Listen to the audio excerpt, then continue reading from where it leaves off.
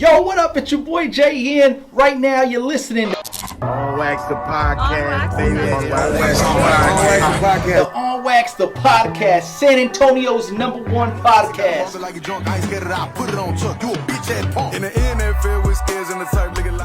What it do, baby? Jay Hen, On Wax the Podcast, San Antonio's #1 podcast. What it do, baby? All right.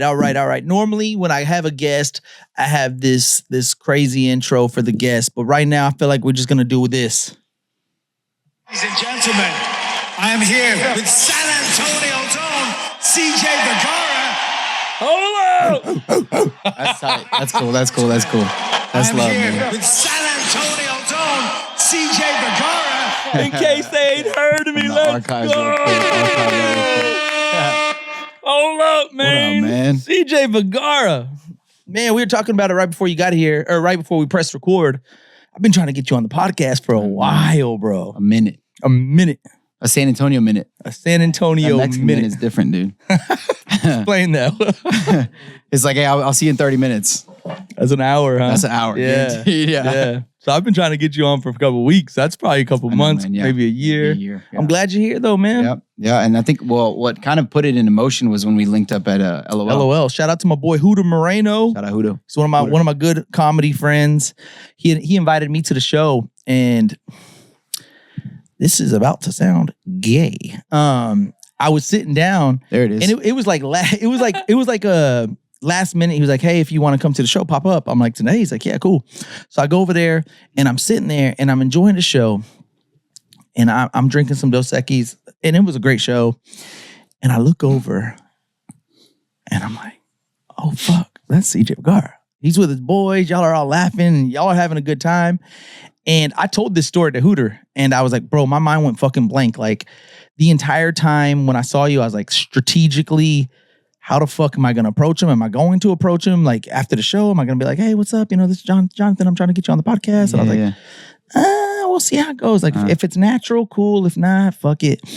And I went to the bathroom. I pop out, and I think they're doing like a meet and greet, and you pop up, and I'm like,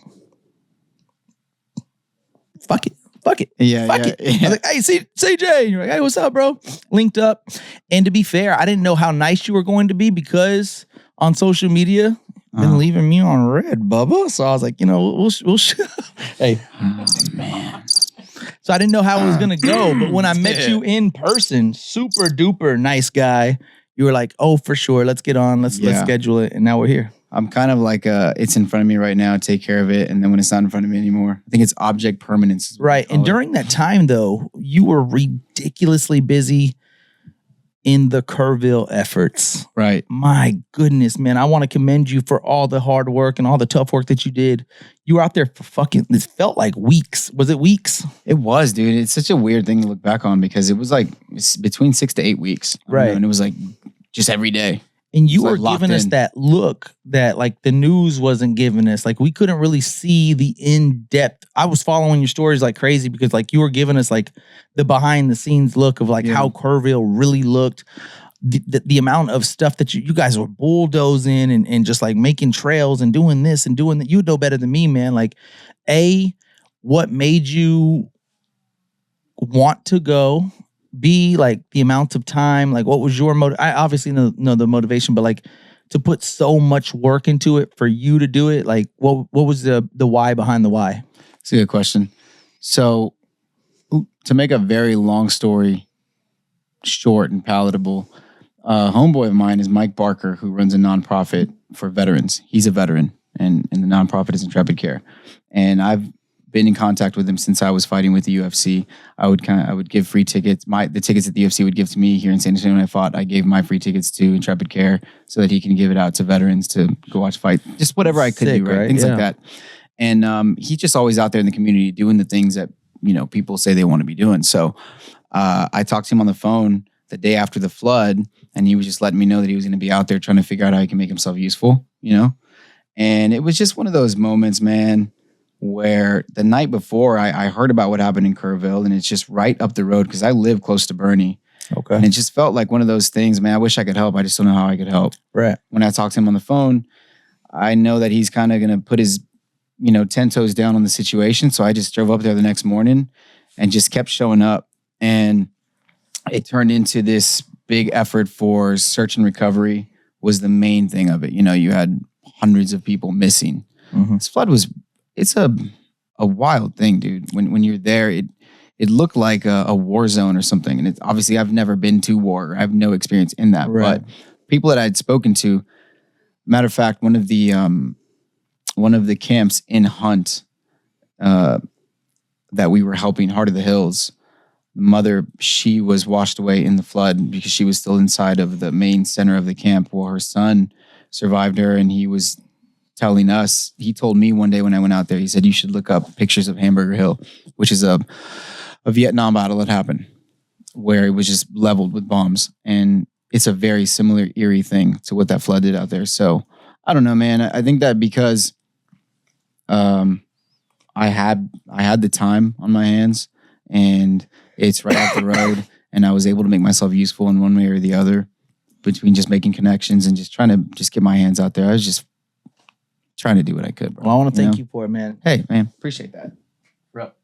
It was very inspiring. It literally, like, to what you said, like, I think a lot of us fell into that category that, like, wanted to help, wish they could help, but didn't help. Yeah. And you were one of these guys on social media that, like, did help, and not only helped for, like, social media purposes for, like, one day and then bounce. Like, when I tell you guys that CJ Vergara was out there for weeks, he was out there for weeks in the trenches, really putting in work. So, like, I had to at least mention that, just because I did want to thank you for it.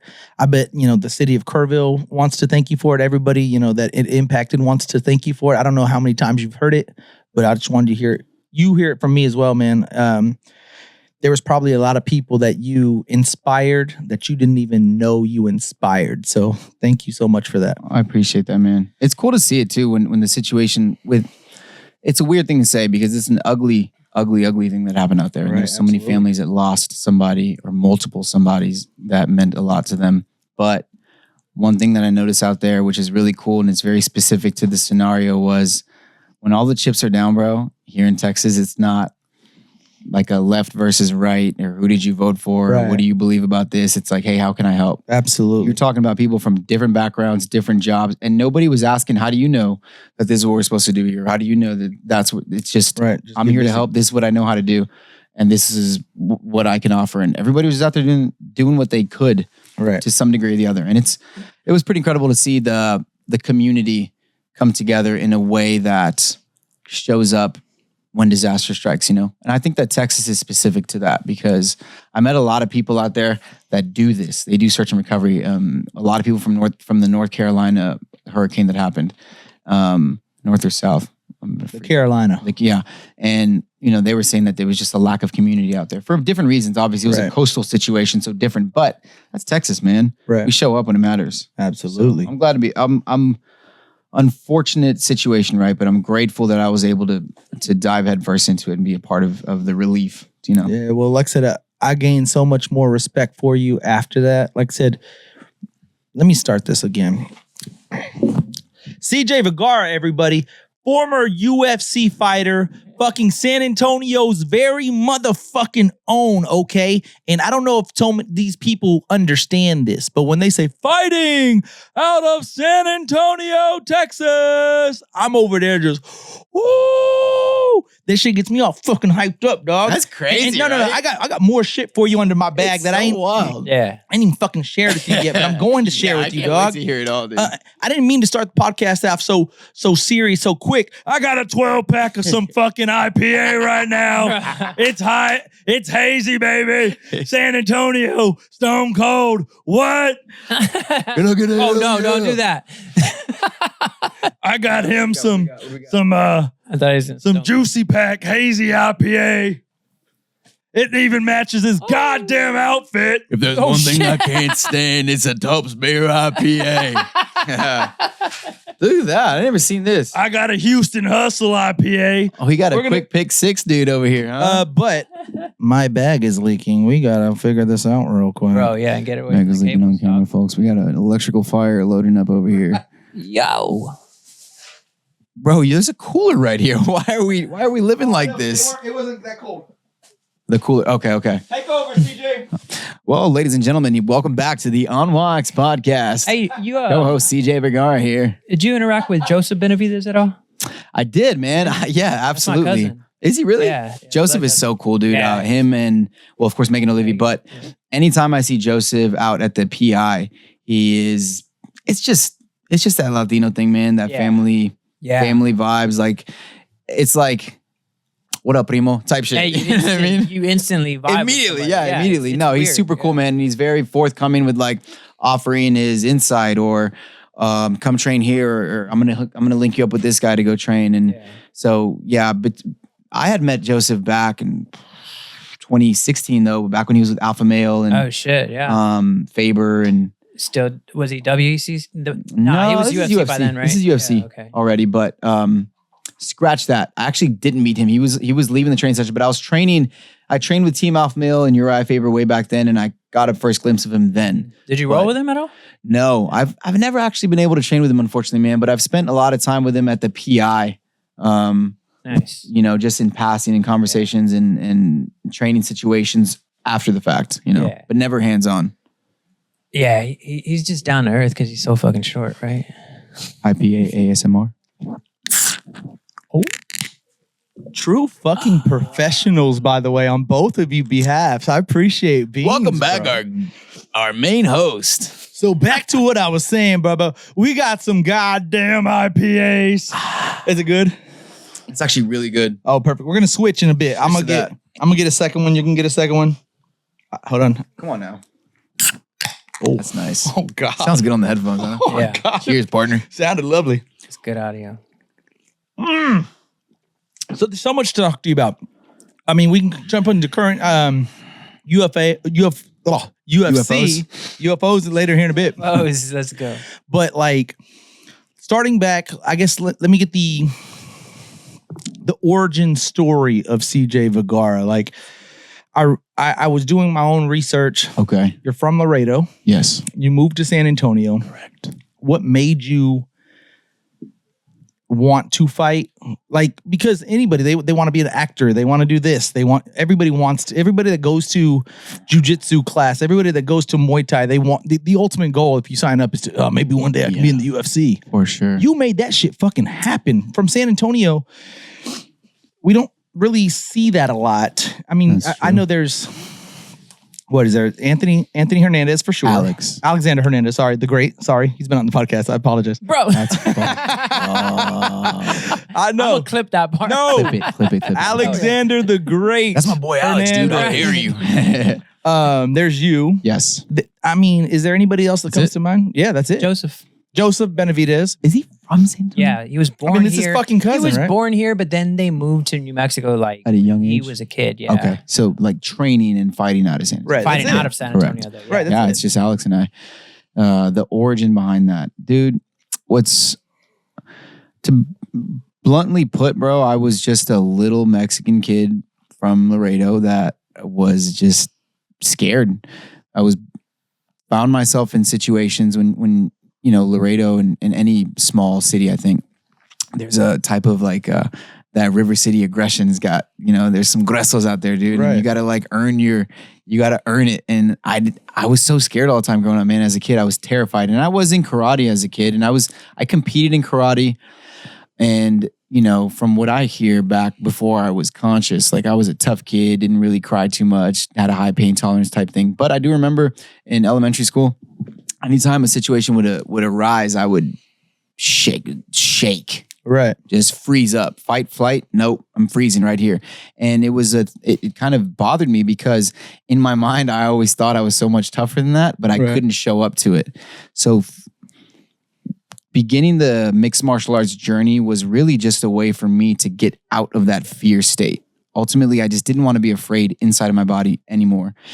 And at the same time, as a teenager, you have all this pent up aggression with nowhere to place it, you know, and I'm grateful that I was able to aim it at mixed martial arts because, dude, I don't know what happened when I was in high school, but I was just on 10 all the time.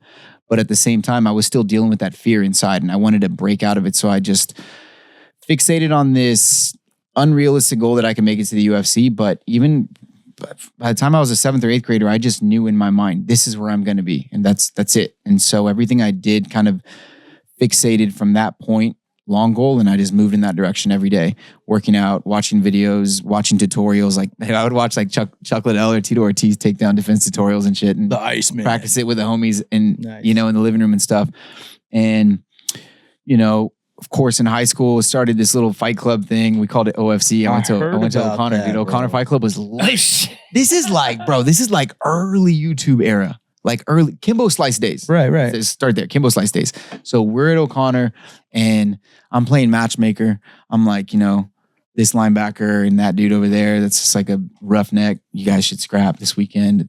We'd go to the Parkwood tennis courts, and there's a field there in front, and it would just I would just see in fights. I would see rings everywhere I went in public. I'm like, Visualizing the that's a good square. spot to fight right there. Yep. And so we started putting fights together. But for me, it was like an opportunity to go in there and scrap with somebody and just kind of get the nerves out. Dude, but this thing built momentum. By the time I was a senior, we would have like 100 people showing up to these things and had some like big boys fighting, like big varsity ass dudes scrapping. And there's still clips on YouTube that you can find, trying to find which it. is so funny. I will find it. I'll think of the names and I'll probably spout it out here at some It's point. in the OFC podcast. though, right? It's not going to be under OFC. It's going to be like somebody's name versus somebody like. Oh, okay. Like I'll think of it. Nice. But anyway, so this thing, and then from there, I started training. And my parents find out I'm fighting in backyards, and they're like, "What the fuck are you doing?" I'm like, I think I'm pretty good at this. I don't know. Fuck. So they put me in the gym, dude, and I'm a senior in high school training. And it was funny because when I started training, everybody at the gym thought that I was they used to call me the hot kid that wanted to be cool. Like they thought I was trying to live out the Never Back Down movie. Right. And low key I kind of was, but I really did want to fight.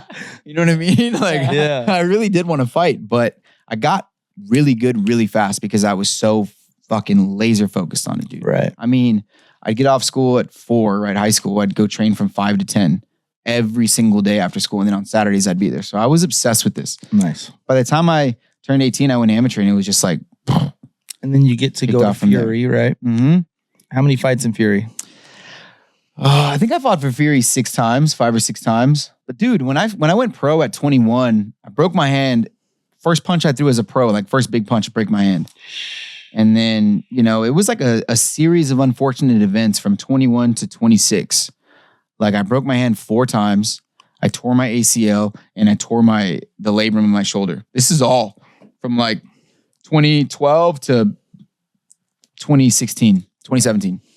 And so there was a lot of time that I had to be sidelined. And I'm grateful for that time because I feel like without that, man, things just unfold too quickly for some people and then it all falls apart. I'm looking back, hindsight 2020, right? So for me, it was like I had to learn these things about myself, what it was to associate with more than just my body. So I would spend a lot of time, doing the philosophical thing, man. I was reading books. Like, of course, I read all of Bruce Lee's works, and then I read a lot of like Alan Watts' works. I was reading Nietzsche. I was in there, dude. I was just like doing the sad boy, dark in the corner thing, trying to just out, yeah. work something out for the time that I'd be clear from this injury. I'd get clear from an injury, I'd win a fight, I'd go back to training, and then I'd break my hand again or some shit. And it was just like this weird thing that kept happening.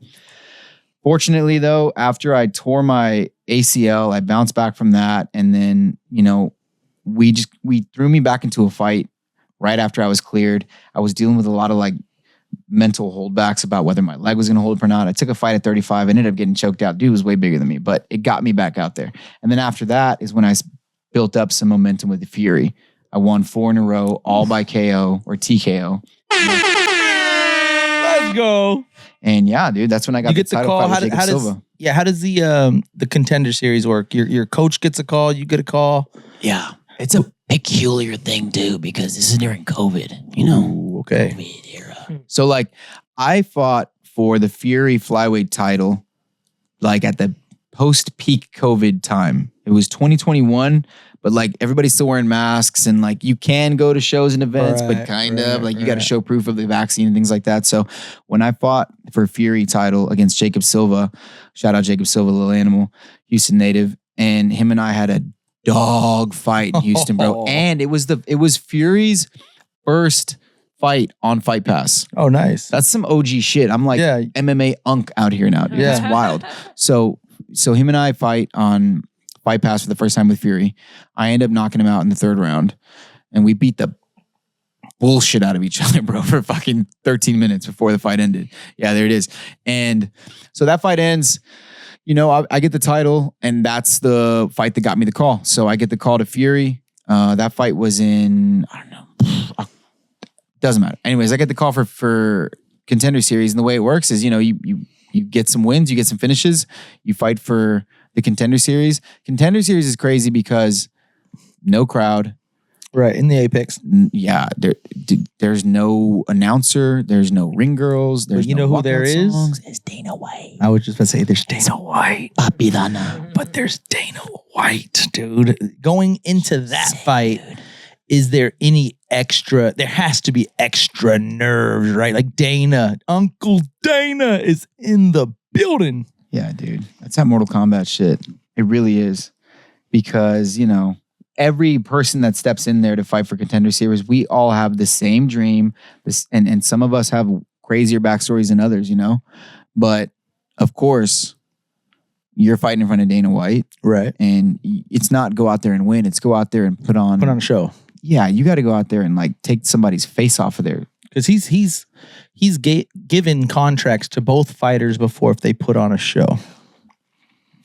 So yeah, man. I mean, the whole fight camp for that felt like a Rocky montage, you know.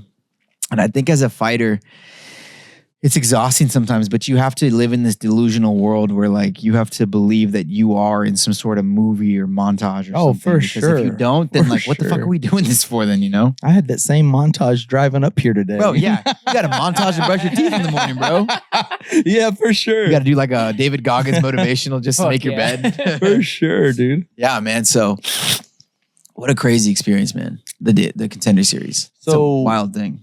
Not only did you win in the Contender Series, Dana White was fucking blown away, man. It's like at that moment when you get that finish, do you know I'm getting the call, I'm getting the contract. 100%.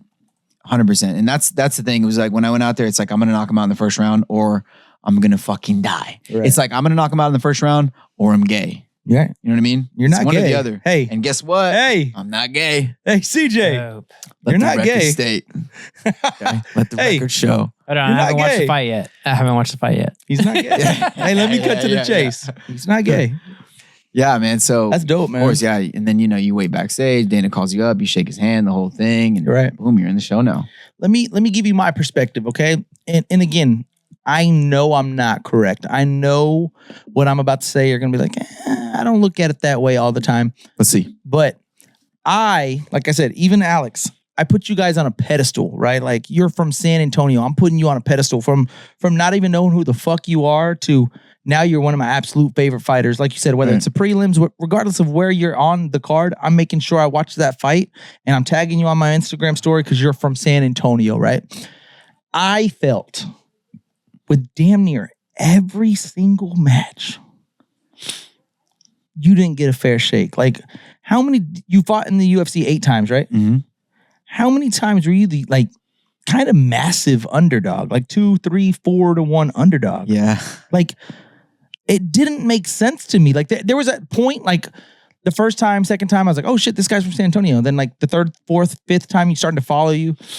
But like after a while, I'm like, God, what the fuck is he getting? He's not getting a fair shake. Like it was either like technically like a bad matchup or like, again, you see like, oh, CJ's a plus 375. And it's like, God damn. Like, No, I feel that. And I didn't understand it. I think, and you know, man, again, hindsight, right?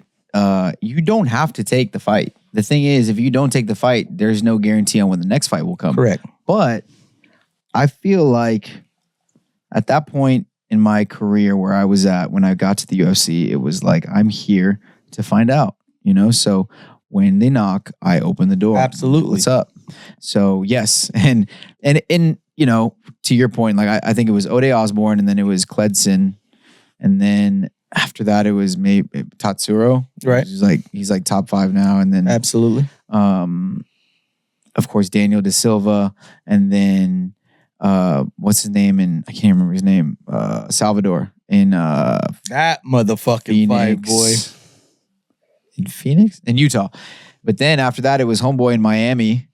And that's when the Magomadov's last name started popping in, and it's just like the matchups weren't the best, but you take the fight, you take the fucking fight, bro. You take the fight. And I started to notice from the inside looking out, things are different when you're in the UFC, and there are fighters, no names, right? But there are fighters that are attempting to not fight certain guys.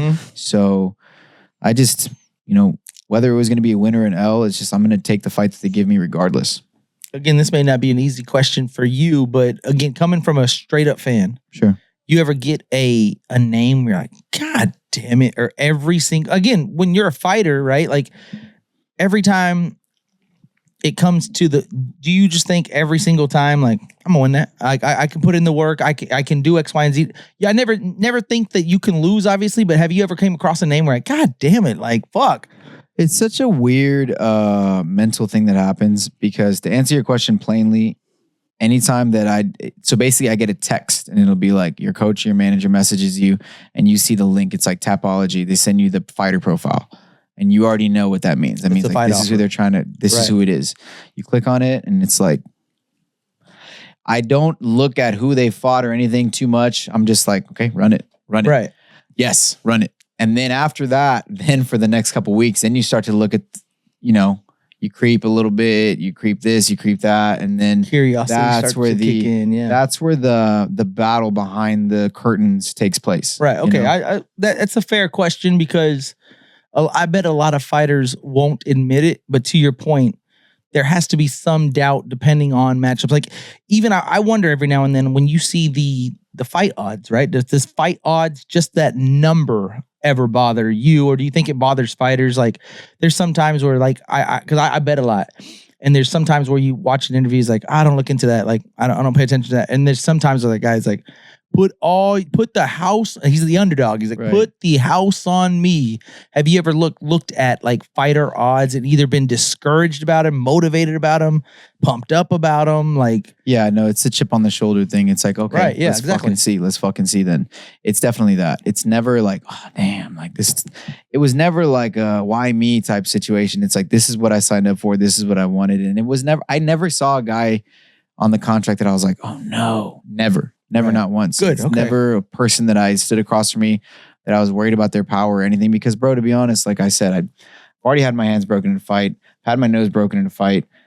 I've had everything happen except being knocked out cold. I've been cut open and everything. I've never been knocked out. And like, it's kind of a suicide mission. So we're just here to find out when that happens. So shit, I've had my ass beat in the gym enough times. I know how bad that feels. Right, like the worst thing that can happen has already happened. Right.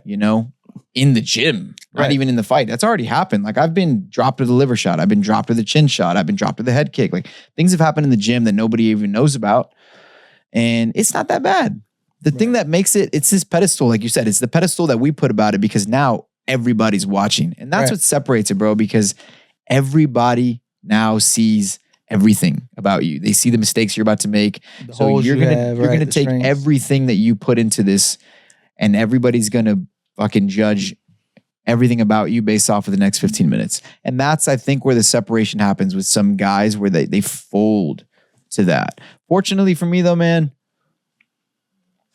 I don't know. It didn't really fuck with me that much. What I hear a lot of fighters say that the camp went well, everything, the weight cut went well, everything went well. But as soon as they're about to take that walk, something hits. We're like, oh fuck, I want to quit. What the fuck am I doing? I don't even want to fight anymore. Like this is crazy. What the fuck? Like want to quit right then and there, that very moment, like right before your name's about to be called. What was the vibe like? Beans, can we get 2 beers, please? What was the vibe right before you walk out to the octagon? Nervous, scared, hype? Like you said that, and I think it's kind of crazy that you said that your energy was always on 10. Yeah. Thank you, sir. Thank you, Beans. Like as soon as that all right, you're up. Like were you like, fuck yeah, I'm fucking ready? Or were you like, God damn it? Dude, with the UFC, what's different too is you are now a part of this revolving machine. So everything is on a time stamp. Like they'll tell you when you get to the locker room, like, hey, you're probably going to make your walk between 4:45 and 4:50. Right. And then they'll let you know, like, hey, about 30 minutes. And they have everything down to the To a mark. science, yeah. Yeah, to the mark. So they give you the 2-minute warning, the 5-minute warning, the whole thing. And, about 10 minutes out, I just have a conversation with myself. And it's just, it's like an acceptance thing. You just accept The what outcome, will what happen. regard, yeah. Because look, man, what's about to happen? It's already this happened. Weird thing. It's already happened. That's how I think. It already this whole happened, script fool. is already written. It's done. I swear to God, And I think dude, that. it's something that I learned early in the career because we put this fight up on this fucking monumental sculpture of existence, and then everything that builds up to this matters so much. And what the weirdest part about it for me was like when the fight was over, I was like, damn, that's it? Yeah, yeah. What the fuck? It's over. It's Sunday now. It's over just like that. And I gotta drop my kid off at school tomorrow. What do you mean? Like it's just that's it, dude. It's done. So no matter what's gonna happen, the moment's gonna be the moment, and it's done. It's gonna finish. So I accept this. Okay. The worst thing that's gonna happen is Herzog's gonna be like, hey, it's over. You got knocked out, and I'm somebody's Kinda wake highlight. up, yeah. That's the worst thing that's gonna happen. Quick question, because I always wonder this, like after like a hard fought fight, like a battle between two people. Yeah. How fucking sore are you the next day? Do you know what's funny? Your hat. I wear my hats backwards like this. Yeah. But it's funny, even like on a chill fight, when I say a chill fight, like Yeah, a unanimous exactly. decision where you're moving around, there's all these little tiny fucking bolas on your head right Oh, here. you can't even where put your the hat rim on? of your hat, you have to like size up 3 times Oh, because like your head is so tender. The worst, bro. Ugh. When you fight dudes that are kicking, right? They kick your calves, they kick your forearms. Like there was a fight that I had where I couldn't grab a bottle to open a bottle. So I couldn't support I couldn't use my left-handed support to twist the bottle open with my right hand because my forearm was so swollen and fucked up that I couldn't squeeze. blocking the kicks. I couldn't walk down the stairs normal because the tibialis muscle on the front from getting calf kicked was so beat up for like a month. I had to support my hands like a crutch. It's crazy. Sucks. It's crazy when you say, the fuck am I even doing this You won for? the fight, but you felt like you got your ass kicked. That's when I'm like, what am I doing here? right. Afterwards. It's crazy, like when you had mentioned the outcome is already the outcome, right? Dude, it is. And to your point, there are a few fights, 2 specifically that I can think of, where we don't have to like deep dive into this because there's so much fight meat on the bone when it comes to the fights. But like, I am in full blown belief that we're in a simulation. Like some of these outcomes, bro. Like I think if at that time, at the time, if Conor McGregor fights Jose Aldo, Yeah. that fight does not go that fucking way. Never. 9 out of 10 Never times. again. Never Run again. the simulation Yeah. 999,000 Right. times. It never Happens does once. that. No. It happens, and then his rise goes crazy, and he does this, and he does that, and then he's the double champ, and now he's fighting Mayweather and this, and if he fights that fight 9 more times with Jose Aldo, that fight doesn't happen like that, and he probably doesn't win like that. Or win at all, because at the time, Jose Aldo was like on a 10-year winning streak. Yeah. So like that makes me think like just to see where Conor McGregor's at now. Yes. But it was like the Chad Mendes fights and other fights kind of sort of built him there. But that fight 13 specifically, seconds. you can't make that shit up. Another one. Again, I bet a lot. And again, my favorite fighter of all time is McGregor. So keep that in mind. But another fighter that I like is Sean O'Malley. Okay. When he was fighting when he was fighting Aljamain Sterling, I'm like, there's no like I was telling you, like styles make matchups, right? I was coming full circle to some of your matchups. I love O'Malley. I'm like, it's just a tough fucking matchup. Aljo's beat everybody. He backpacks people. He takes them down. It's a boring fight. O'Malley's kind of this like weird, slick puncher, kicker, striker. But I don't think you run that simulation 999 times. That outcome probably doesn't happen a lot. And with the Marab, which pretty much is the same fighter, didn't really work out in his favor, right? But like, because the simulation only works like that once out of the 1 million times, And it makes you think like this shit's already all written, bro. And What about Silva Weidman? All of them. Silver Weidman's The another leg one. injuries, I like cannot believe that. I still remember that. But dude, okay, back to Jose Aldo Conor though. think back to the buildup of that, like the things that the UFC began to allow Conor to do, which like taking the belt from Jose, even in Brazil. Like, Conor's at a bar in Brazil ripping Jose's picture. Yeah. They're making Jose Aldo do a world tour, So it seemed like the machine needed Conor to do this thing, and it tilted in the favor of Conor. Even though Jose is the champ, he deserves whatever he wants to happen. But instead, the machine made Jose do everything in favor towards the machine, the world tour, the press tour. In Ireland. He's not a speaker, bro. He can't speak. He doesn't speak English. Yeah. He doesn't even speak that good shit in Brazilian. Like, he's not really a talker. And they're making him do these press tours with Conor McGregor, who's like a fucking certified street talker.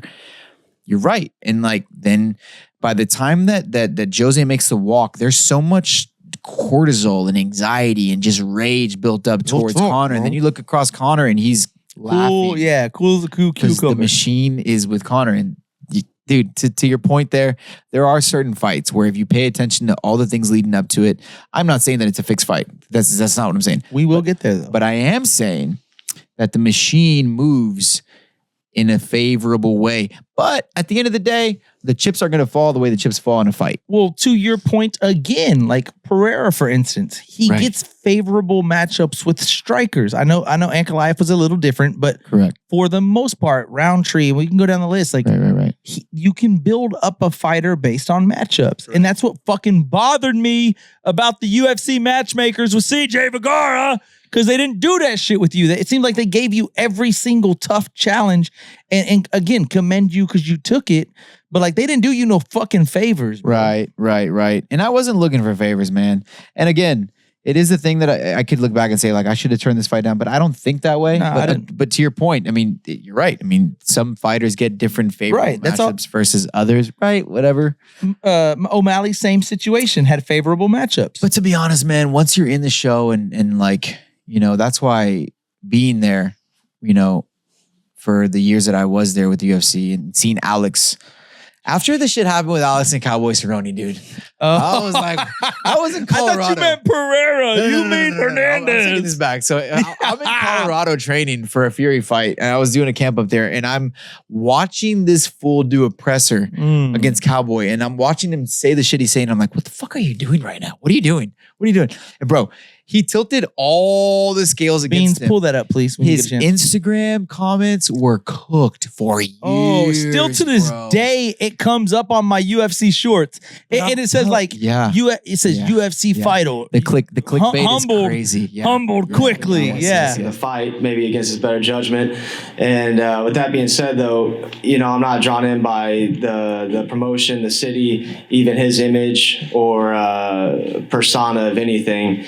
It's just another day, and to me, standing across from Cowboy, I'm looking through the fighter, I'm looking at the man, and I think the persona and everything's just a big about to get worse. Oh shit! I just see myself facing an insecure little lad swinging on a saddle with a pop gun and a feather in his hat. He's trying. And Donald, how's the way you look over this fool? The fucking fit is insane. Yeah, that drip. It's like Clint Eastwood. Oh, it sucks. Every part about it sucks. Fat Sitting dip, here wishing I could horseshoe go in his walk the mouth. streets of New York and eat pizza. But I'm gonna make it happen, And yeah, a little insecure, popping cattle, fucking whatever. That's good. I can't wait for Saturday, man. I'm excited. So then the fight, and then Donald smokes him, and then brutally everybody starts trolling on it. So to see Alex, bro, like, I'm so fucking excited when I see this dude fight because he's such a specimen of a human being. First of all, motherfucker's built like a monkey. He's yoked. And, to see him live through that level of stress and just continue to ride with it. And now seeing him on the other end of it, an evolved fighter, a mature human being, such a smart dude, well-spoken. I mean, I'm a huge Alex fan before anything else. Of course, I'm cool with him, but I'm a fan and I love watching the evolution. And what I was going to say was, but the crazy thing, man, is when you're in there, bro, being in the UFC, just being, it's such a fucking stressful existence. Bro, You know, you talk about like everybody's like, oh, you want to relax your nervous system, and it's like, no, motherfucker, it is fight or flight because there is a fight right around the corner, and if you're not preparing for a fight, then there's another one right around the corner. Right. And like every day, every training session in your mind is like you put so much on the line. Every single workout, every rep, every weight session is more than just a weight session. You're lifting weights because you're lifting to be a world champion. You're sparring to do this. You're sparring. And you put more pressure on yourself than I think that anybody could ever fathom pressure looks like. So when you see guys like Alex Hernandez that rise, fall, then rise, bro, you have to understand what's happening there, man. These guys have existed in a realm of 1% removed. Absolutely. And you know, so shout out Alex because he's fucking killing it. And you know, dude, like, you know, when I was fighting with UFC, and it's just a crazy thing. I don't think I slept much throughout my UFC career at all. I wasn't sleeping at all. A few things about Alex. To your point, his whole perception, not with me, for you, his whole with the UFC fan base has changed. Right. Nobody brings up that cowboy shit anymore. No. We but just for did. a while, Yeah. Why you bringing up old shit? That's Beans right there. Is he cool with that? Beans pulled up the video. Fool. Is Alex okay with that though? Like, come on, hell, he can't be, right? No.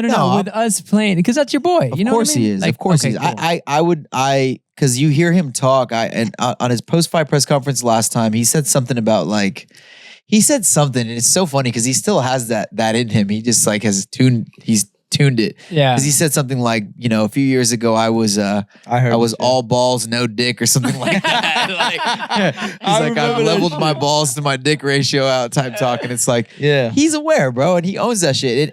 Here's the thing, as a fighter or as an athlete or as a person that puts yourself out there, you have to own that shit. Like, you know, I don't know if you've seen Ronda Rousey lately. God, she's not owning that shit. She's never owned it though. And that's since the loss. Hey, 100 women versus accountability. What'd you say? That was me. Beans, what did you say? I'm off camera. I can say what I want. Oh, yeah, that was 100 Beans. women Hey, versus don't accountability. put that on me. That's crazy. Don't put that on me. No, yeah, but she's not owning it. She's saying like, oh, the fans hated me because I lost. He did own it. You're right. But he owns it. He owned it. He took accountability, and he's been winning fights. He's with a really good fight camp. He, like you said, he's a fucking yoked up hoss. Yeah. He goes 100 miles per hour. He's not fucking afraid of the outcome. To our point, probably part white. I think he is. Got some privilege on him too. Oh goddamn, don't we? I'm half white. Goddamn it. We talk to a manager. You do have some privilege on you. You got some privilege? I've been so humble. It's crazy. Are you full Mexican? I'm half.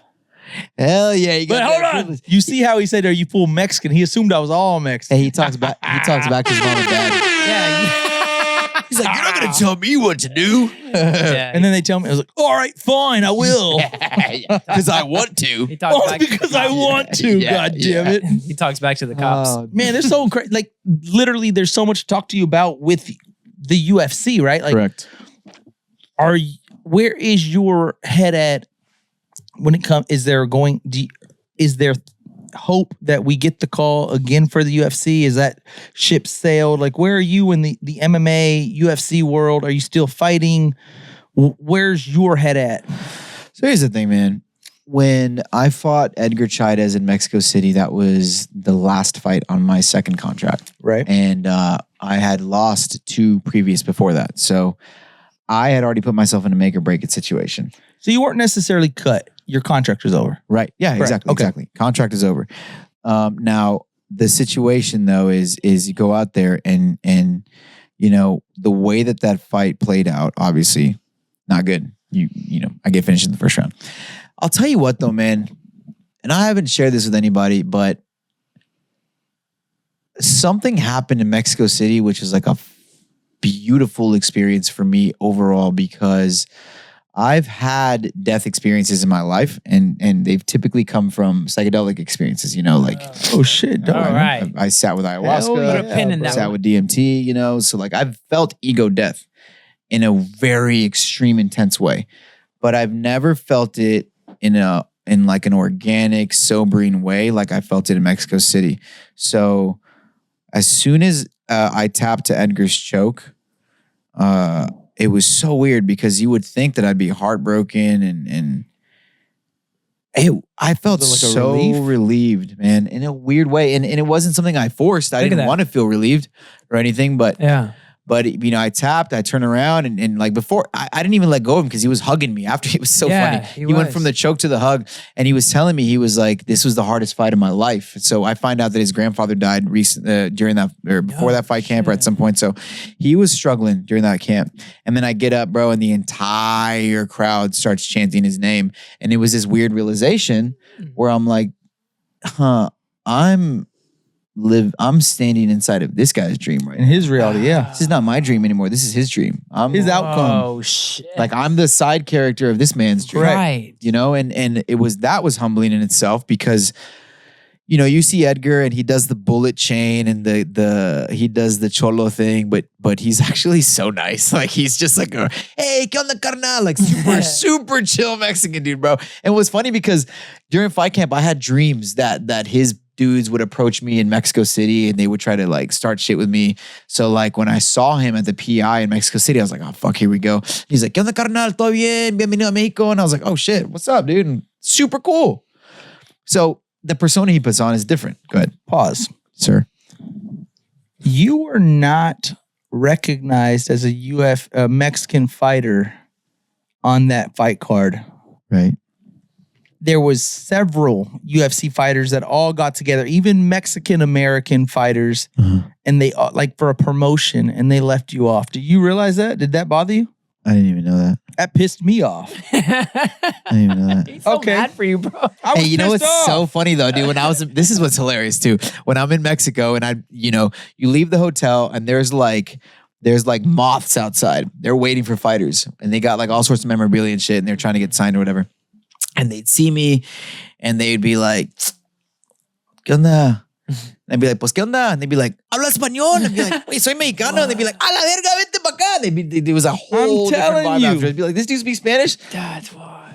Let me ask you a question. Good. You love me already? Dude, you're my homeboy. He's about to love me a whole lot motherfucking more. 20,000 motherfucking Mexicans in Mexico City. 20,000 Mexicans in Mexico City.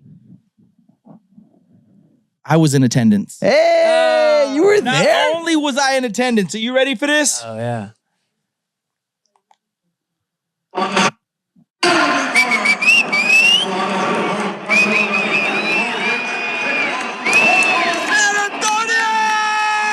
Yeah.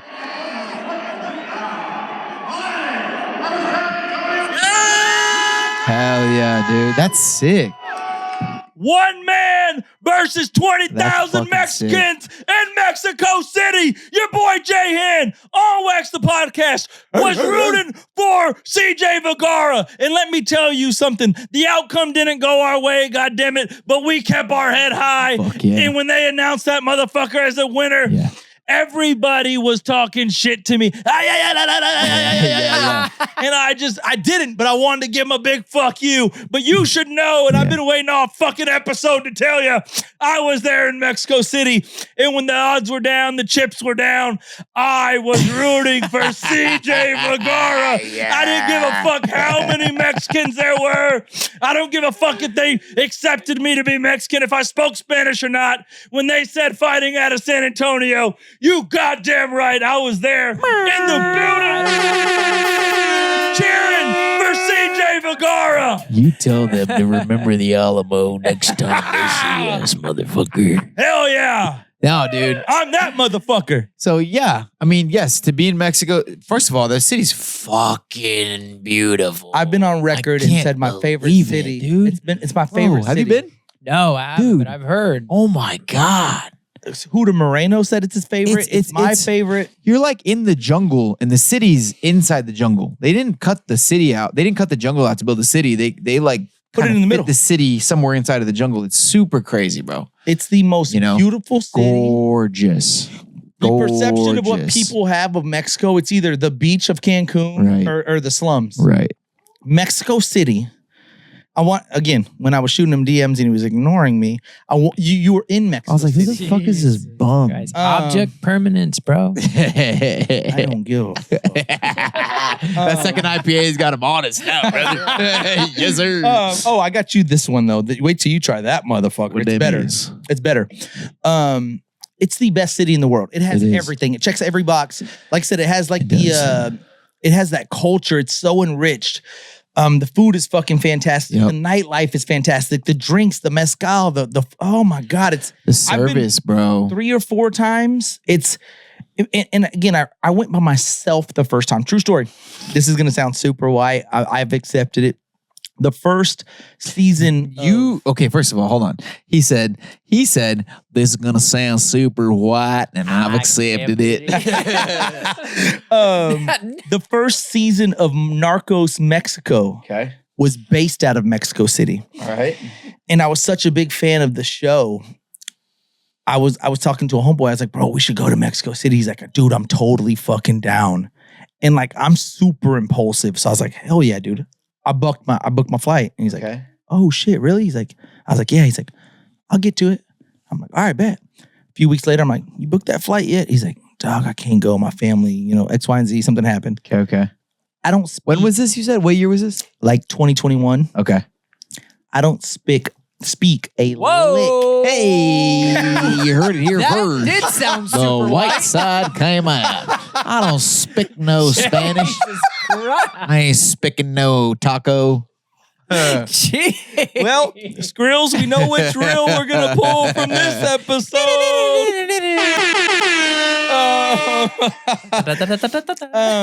I don't speak a lick of Spanish. And my white mother was like legit filled with fear. And she was like, It's so funny. Everybody's like, "Oh, Mexico City's so dangerous." They think it's it can taken. be. It can Like, be. are you taking Liam Neeson with you? No, it can be. I've seen some sides of Mexico City that was pretty fucking sketch. But she was begging me not to go. I ended up, wait till you try that mother. Put the camera on that sumbitch. Is that Houston Hustle? Watch the Houston Hustle. Beans. Try a Houston Hustle. Juicy IPA. Watch this shit. It's better than the first one. Ooh. That's actually really good. God, that's good. So when Beans gave us 2 of these, I was you're like, an IPA hunter.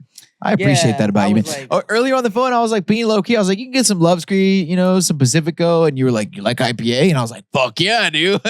hell yeah. I love IPA. It's one of my new favorite things. Yeah. I used to hate it. Now I love it.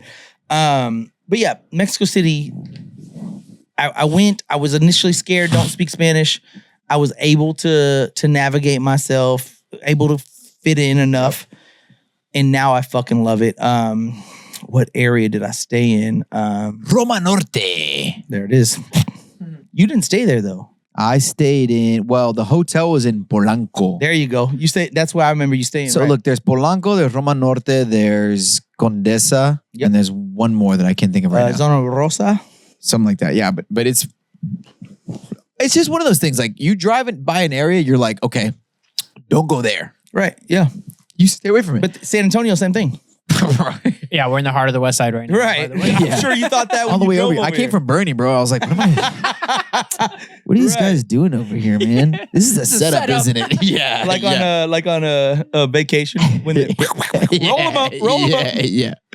No, Yeah, that's dude. crazy. It was so for so many reasons, the last fight of my contract being out there and the relief from, I don't know, man. It's weird. I think that in life we live out certain archetypes because we need to be certain people for a certain portion, for certain chapters in our life. And for the longest time, I was living out this warrior archetype, and there was a lot of things going on personally behind the scenes, of course, for every fighter there is, but leading up to this fight, that just everything was always so overwhelming, for a bit there.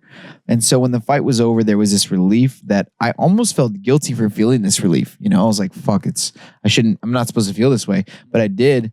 And when I got back from Mexico City, it felt like there was that version, that chapter of me was dead and buried in that stadium. The old me is dead and gone. Dead and gone. You know what I mean? Mm-hmm. And then, so to answer your question, when you asked me before this, like, what am I doing fighting before? What I did when I came back from Mexico City was like, okay, And it wasn't something I wanted to do. It's something like, this is what I have to do. I have to completely disassociate myself with the ideology of me being, I am the fighter CJ. So it's not that I didn't think about, well, no, it is. I didn't think about fighting when I landed back. I didn't think about fighting. I didn't talk about fighting. I didn't watch fights. I didn't watch my own fight. I didn't play back my shit. I didn't think about what I could have done different. I legitimately came back and just existed as a human being for the first time in probably, I don't know, 20 years.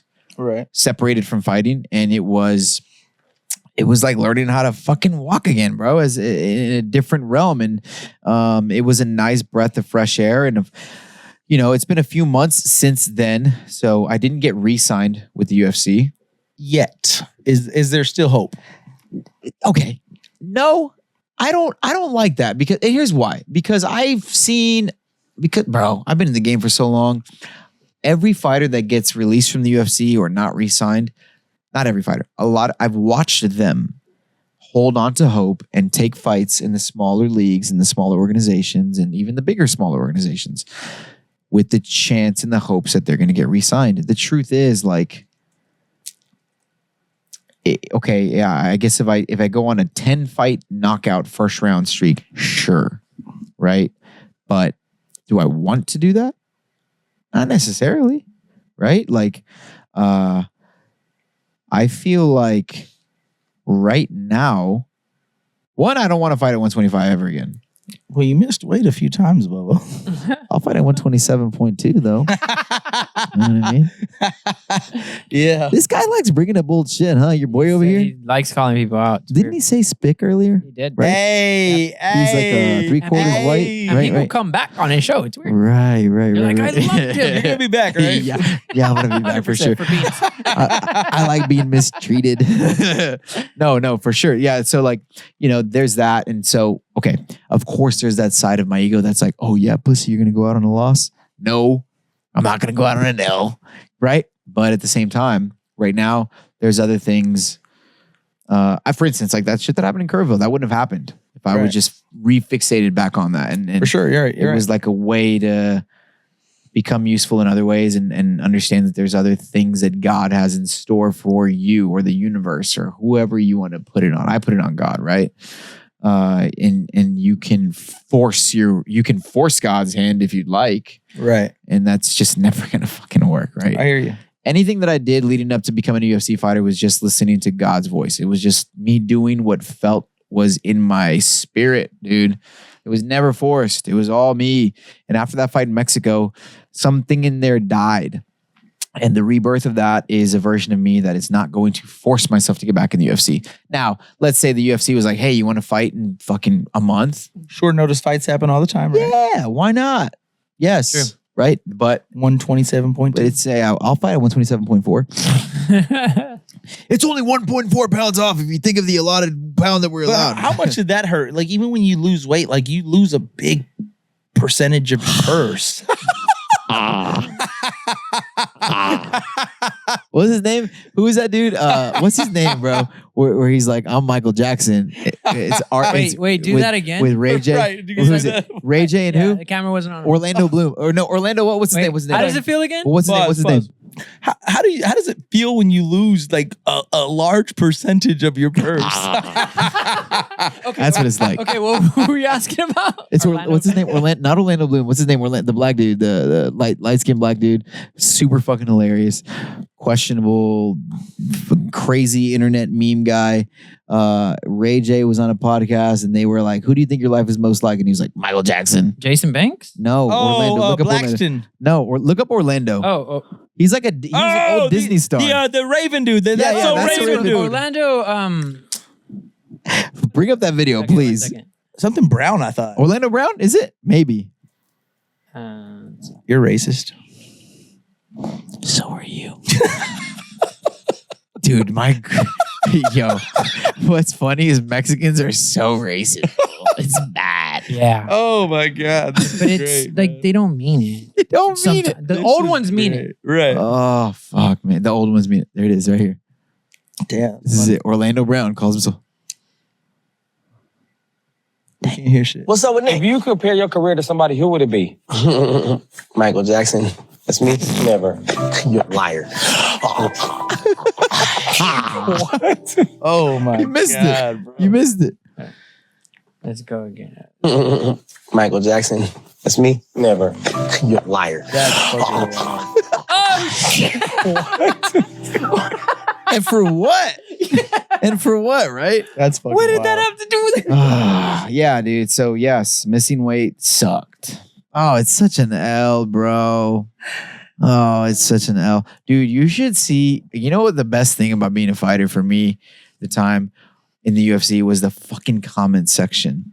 Like on YouTube? No, on my Instagram. On Instagram, okay. My Instagram comment section was the best thing. I just, or my hidden DM requests from people. Including myself. And yeah, this guy especially. It'd be like, On Wax wants to send you a photo. On Wax wants to send you a photo. Trying to send you a video and be rooting for you on Mexico City, motherfucker. Sensitive content from On Wax the podcast. Confirm you do want to see. Yeah, bro. It's just. You did leave me on scene though, so I you know. saw it. I did, bro. I'm telling you, man. My head was like. Nah, I'm fucking with you. It's crazy. There's a lot of it's weird that whole 4-year thing there was It's just so crazy. Like, there's so much I want to talk to you about with UFC. Like I said, and I Right. know that you're a brilliant mind, and like you were. Brilliant mind. Like you were sending me like quotes from Big Daddy, and you're like, dude, I'm gonna get a sixer, and like you have so much fucking personality. Tuna fish. You have so much personality. I want to limit this to just fight talk, but just one more thing. Go ahead. 2 more things. I already know where one's gonna go, so I'll ask you. How pissed off were you? I'll twist the question this way. How pissed off were you that Tom Aspinall called the fight because he said he couldn't see? Fuck, man. I don't know. I don't know. Look, motherfucker. Here we go. Look. There we go. Because look at the NFL. Look at the. Okay, did y'all hear Michael Irvin's spiel the other day talking about how soft everybody is right now? Yeah. Michael Irvin had a fucking all time. I posted on my story. He was just talking about how soft everybody is to get hit now, and then NFL's gone soft. But if you watch 90s NBA, right? You watch 90s NFL, the Ray Physical. Lewis era, the Troy Polamalu era. You watch the Jordan era, the Larry Bird era. It's a different level of physicality. For sure. You could kind of say something similar with MMA. Before USADA stepped in, and you had fucking Vitor Belfort, just fucking, and Vanderlei Silva. Randleman. Yeah. And Kevin Randleman, and everybody just fucking yoked. Before you had USADA. 2,000 tests, and everybody was just violent as fuck. It was just absolute disgusting war. And now,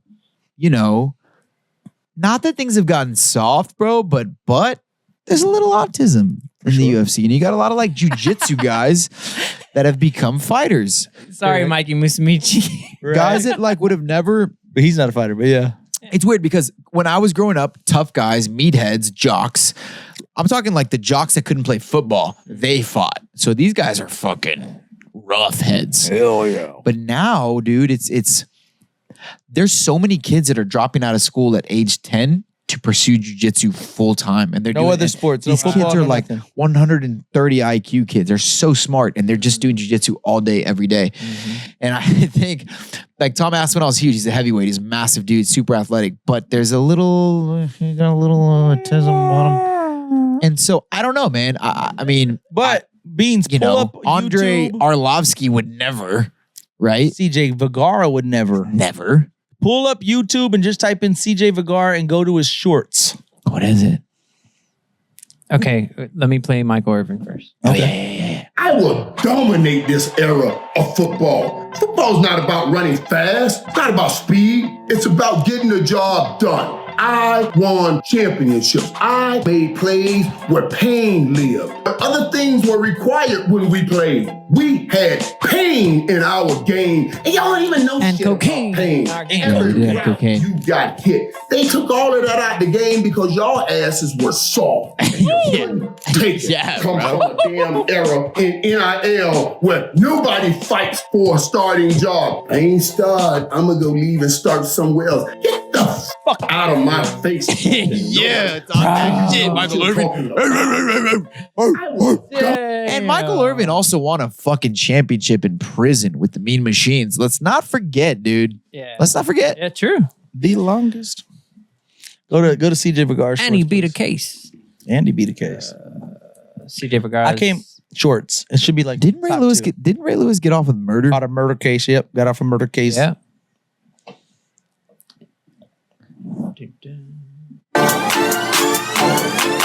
It's like a post fight interview.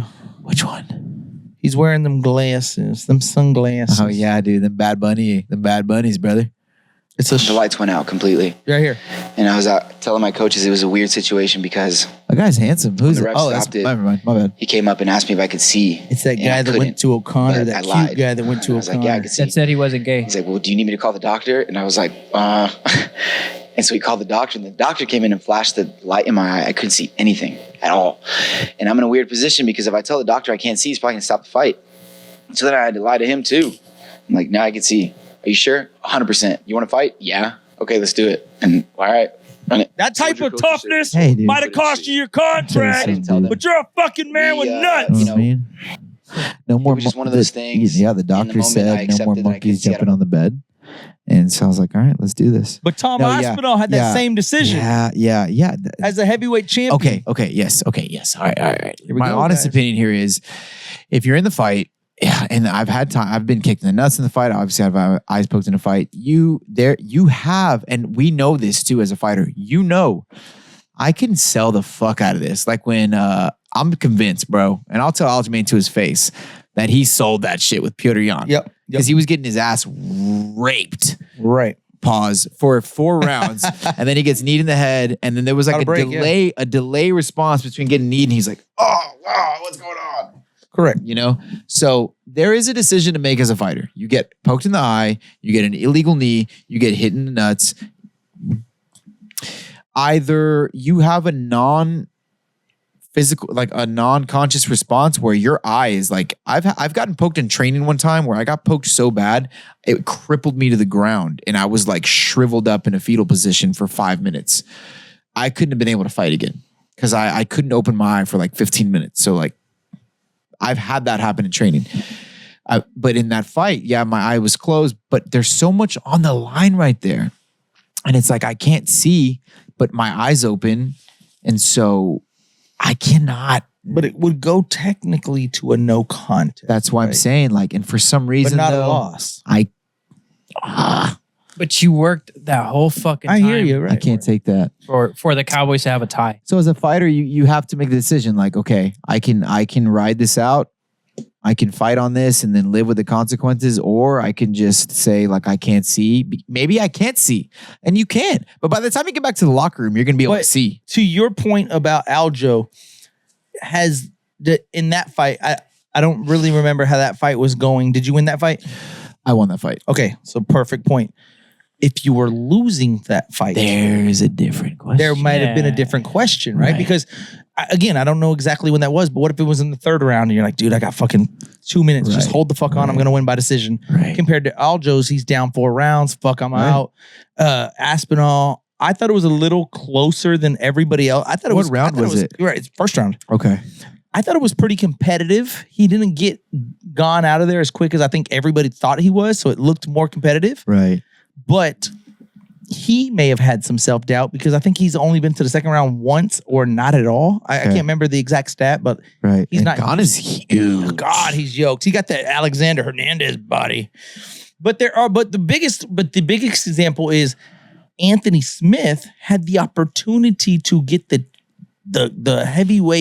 light heavyweight championship against John Jones. Really? There was an illegal strike of some sort. See, that white boy's got that dog in him. He decided to continue to fight, ended up losing the fight. And everybody's like, why would you continue to fight? You had the win. It was a disqualification. It was an illegal knee or some shit. He had it in the bag if he decided to just be like, I can't compete anymore. Correct. He probably knew he was down. He's fighting the best pound for pound, best overall fighter in the absolute world. He has that fucking dog in him. Them white boys. Hey, Beans, them white boys have some dog in them, God damn it. I've met some crazy white boys in my life, dude. Them O'Connor bare knuckle fighters. Yeah, dude. Mm-hmm. Yeah. Them you on my property, white boys. Yeah. Dude. Them Bastrop Ain't Smithville fishing boys. around here. Them LaGrange boys. What are you thinking in these moments like this? What are you just reacting? Like, is your body just reacting in the moment? Like, is it muscle memory? Like, you just got plugged right there. Boom, boom. Hey, boom, like, dude, this is shit, bad. Shit, shake it, This shake is it. bad. One of the best fights of your career. This is by the way. bad. This is bad. This fight made me a fan. I'm thinking this is bad. That's one of the best fights ever. You know, because in that moment, I'm also thinking this is bad because everybody's like, the squad is here. The homies are here. This is bad. Yeah. I cannot get worlds, like, especially when I started then you running. go on a run. You know what's funny Yeah. is when I started running Yeah. away, I was like, bro, I'm running. And if I get smoked right now, this is going to be so bad. World star. Like my son is going to carry this aura loss into his generation, dude. Like this is going to, the sins of the father will be visited upon the son. But it turned out to be Bro, one of the best comeback stories of all fucking time, dude. bro. Ever. I got blackout after that fight, dude. But you're thinking through it? Like, you're legit yes, thinking yes, through yes, that? yes. Okay. And the thing about getting rocked, well, for me, it's subjective, but for me, anytime in a fight when I've been rocked, it doesn't hurt. It doesn't feel like you've been spun around on a swing 50 times. For me, it feels like, you know, those few times in life where you slip and you slip so hard that like you don't even know how you slipped. Yeah. I don't know if that's ever happened to y'all. Yeah. Like you dead ass like slipped and you're just like on the floor. It feels like that. You're like, what the fuck? I slipped. In the fight, I legitimately thought like, oh shit, I slipped. But then you kind of you look at the context clues, which is like audio. You're like, and then I look at homeboy and he's like, and then I'm like, oh fuck, something's wrong. Instincts kicked in Yeah, for him. Yeah. I thought I slipped. And also, why am I slipping again? Yeah. So I slipped and then I was like, hey, I slipped again. Oh no, I'm hurt because the crowd, I can feel the crowd in my asshole right now. And Balls deep. yes, and his eyes, dude, I could see both sides of the white in his eyes. He's got that Brazilian like rage about him. So this is bad because I keep slipping. So I'm hurt. And so how do I get away from this? Okay, run. Dude, I'm running right now. The homies are here. My son is here. This is bad. I got to get my shit together. Oh, fuck, I'm hurt again. And then, but when he took my back and went for the choke, I can hear him breathing. He's going for the choke. And this dude is on, like the HP is like all the way down. He's gasping. So like when I fought Tatsuro and he got me in the armbar, he wasn't tired, right? Because I could tell you don't hear him breathing. You don't feel his like when a dude and you are grappling, he's exhausted. You can feel his like lungs like you can feel his rib cage, and then open fully up. You can feel his chest collapsing and expanding in like an extreme fashion. And Tatsuro's wasn't at all. And I was like, fuck, this guy's got way more gas in the tank than me. This guy though, when he had my back and he was going for the choke, he was on his last breath. And not only that, but he was also like, so he was breathing big. And then I was like, I checked him with my body and I'm like, hey, I'm doing all right. I'm not that tired, low key. I'm fucked up, but I'm not tired. Yeah. You know? But he had to, you know, I know what's wrong with it. Ain't got no gas in it. So when I escaped the choke and I stood up and him and I took a breath, I looked at him and his breath was like, fuck. And I was like, oh, I got you. I got your ass. I got your ass. You My know? turn. So sure enough, the vibe he had in the first round, and then I came back from the second round, from the first round, second round in between, and then I came back out. I was chilling because I didn't waste any HP, and I looked over at him and he was like, he went from like looking like this to like kind of looking up like a puppy, like, is everything okay? Yeah. No, motherfucker. He was He beat. just beat my ass in front of my mother. It's just not okay. Right. So, you know, after that, obviously, you come back, you do the thing. And that's the thing, bro. I'm tough. I can take an ass whooping. I never got knocked out. Ever. In the UFC, which is crazy because these dudes are planted shit on my ass. Yeah. And, you know, if you know, my whole thing is like, if I can still see you, I'm still fighting. If I can't see you, then it's over. Last question. With the UFC betting scandal, on your story the other day, you were pretty opinionated on it. What were your thoughts on that?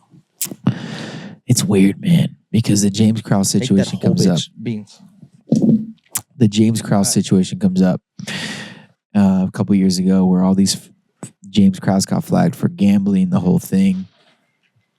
Brandon Moreno wasn't allowed to train with him anymore. Any guy that was training with James Krause had to remove themselves from the gym.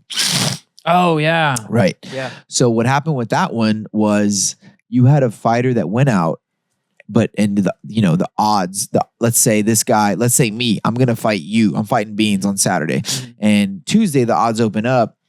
I'm favored to win. I'm favored to win minus 180, right?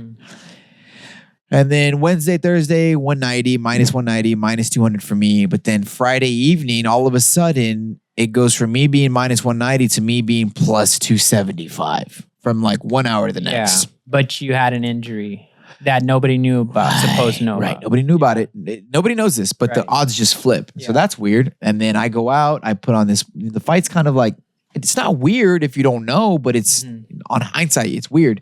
Turns out the dude that fought had a fucked up knee, and him and his coach made an arrangement where he's like, hey, I'm going to go out there. You know, he's going to kick me in the leg. I'm going to act like the leg kick really fucks me up. Then he's going to TKO me, whatever. Oh, okay. So then I lose. So let's say like I tore my meniscus during training. Yeah. I'm like, fuck, Beans, I don't know what I'm going to do. And you're I like, don't want to pull out. Right. You're like, all right, well, I got some homies that'll put $100,000 on you losing by TKO in the first round, because that's a plus 400 odds.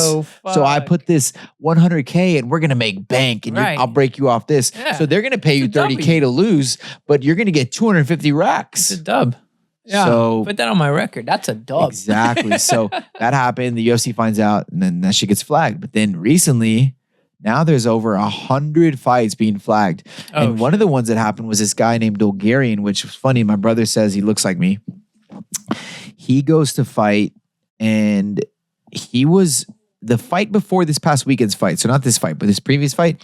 He was the highest favored bet of any fight in history ever in the UFC. Wow. He was like minus 9 trillion or some crazy number. So this fight, he comes in, everybody's talking about him. He's the next big thing, next big contender, this, that, and the third. He's got all the things needed, all the skills. He's got the looks, he's got the vibe, the whole thing. He goes out, he gets choked out in the first round. But then when you watch back to him getting choked out in the first round, Yeah.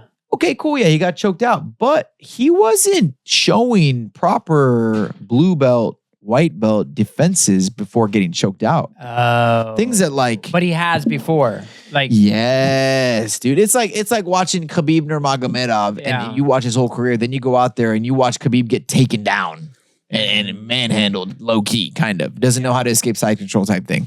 So it was fishy, so fishy that Caesar's Palace Sportsbook refunded anybody that bet against him or for him. oh shit. That's never happened before. That's wild. That's peculiar. And now you have 100 fights that are flagged, bro. And then the NBA shit's going off. And then every year for the past 5 years, it seems like every NFL game you watch, you're like, that was fucking weird. Bro, yes. Then one of my homeboys, shout out Adrian Bertini, he's no idea, but shout out Adrian, because he told me this, that these NFL games with these referees and all this betting situation, you have the NFL and the NBA. If you go to like what they're listed as entertainment. I knew you were going to say that. Yep. Like the WWF. So is Fox News. Yeah. Fox News is technically entertainment. Correct. Oh. So is WWE, right? So technically, you're being entertained, are you not? Like, are you not entertained? So shut the fuck up. You're here to have fun and watch. Right. But the thing about it is, like, I really think about this, bro. Like, there are people that have lived their entire lives to be Philadelphia Eagles fans or Miami Cowboys Dolphins fans, or Cowboys Pittsburgh fans. Steelers fans, 100%. Cowboys fans. Like, Yep. like not just you. Like, I'm not a Cowboys fan because I like the Cowboys. I'm a Cowboys fan because my abuelo liked the Cowboys. Exactly. Like, so I'm a Cowboys fan by association. I'm a Cowboys fan because my abuelo hated the Cowboys. You see There what I you mean? go. So like we have cultures and things driven on this, and it's Enriched. a weird thing Yeah. because my biggest thing is like my question. Let me ask both of y'all. Let's say the more comes to light, more comes to light, more comes to light. I already know where you're going. Yeah. This shit is not what we think it is. And it's been rigged for 25 years or 20 years. Not just rigged, but like we know who's going to win the Super Bowl, kind of like we know who's going to be president. Yeah. Does it fuck with everything? Bro, let me answer. Well, yeah, for me, because they could have fucking fixed it to make the Cowboys win a Super Bowl by now. But hold on, to That's Bean's money. point, You to talking Bean's about? point, we are America's team. We're the highest grossing team. You would just assume if it were fixed, you would give us one in the last 30 years, right? So that's my argument towards that. Number two. Fair. This is what you're saying. All right, you ready for this? Yeah. I don't think I would like it as much because I was the most diehard wrestling fan that you've ever met in your entire life. I can tell you more about old school wrestling, the Ultimate Warrior, Hulk Hogan, all these guys, Brutus the Barber Beefcake, like Marty Jannetty. We can go down the list. Fucking the Earthquake and Vader, and I was the Vader time. Yeah, I was the most diehard wrestling fan in the world.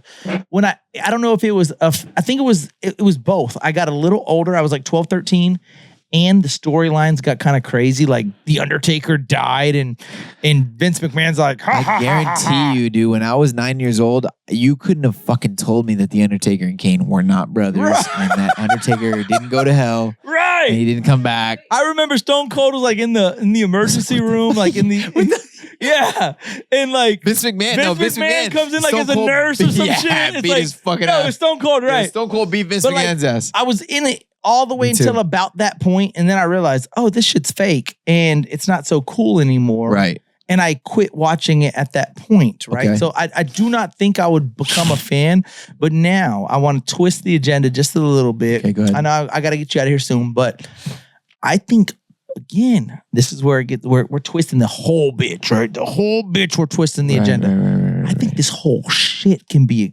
scripted. I was watching this the Vince McMahon documentary, right? Okay. He's like, at this moment right now, I know what we're going to do in 3 years. Wow. Our storyline is already built out 3 years from now. Like, they know who the fucking heavyweight champion is in 2029, right?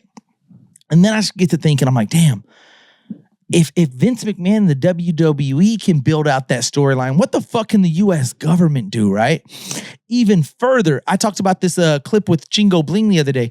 There's this video on YouTube from 1999, and I'm not saying it's true, but the video was published in 1999, and this guy was working at Area 51. Okay. And he was talking about how crazy it is I brought this video up like fucking 30 times, but I can't get over it. You want another one? Hell yeah, brother. Beans, can we get one more beer?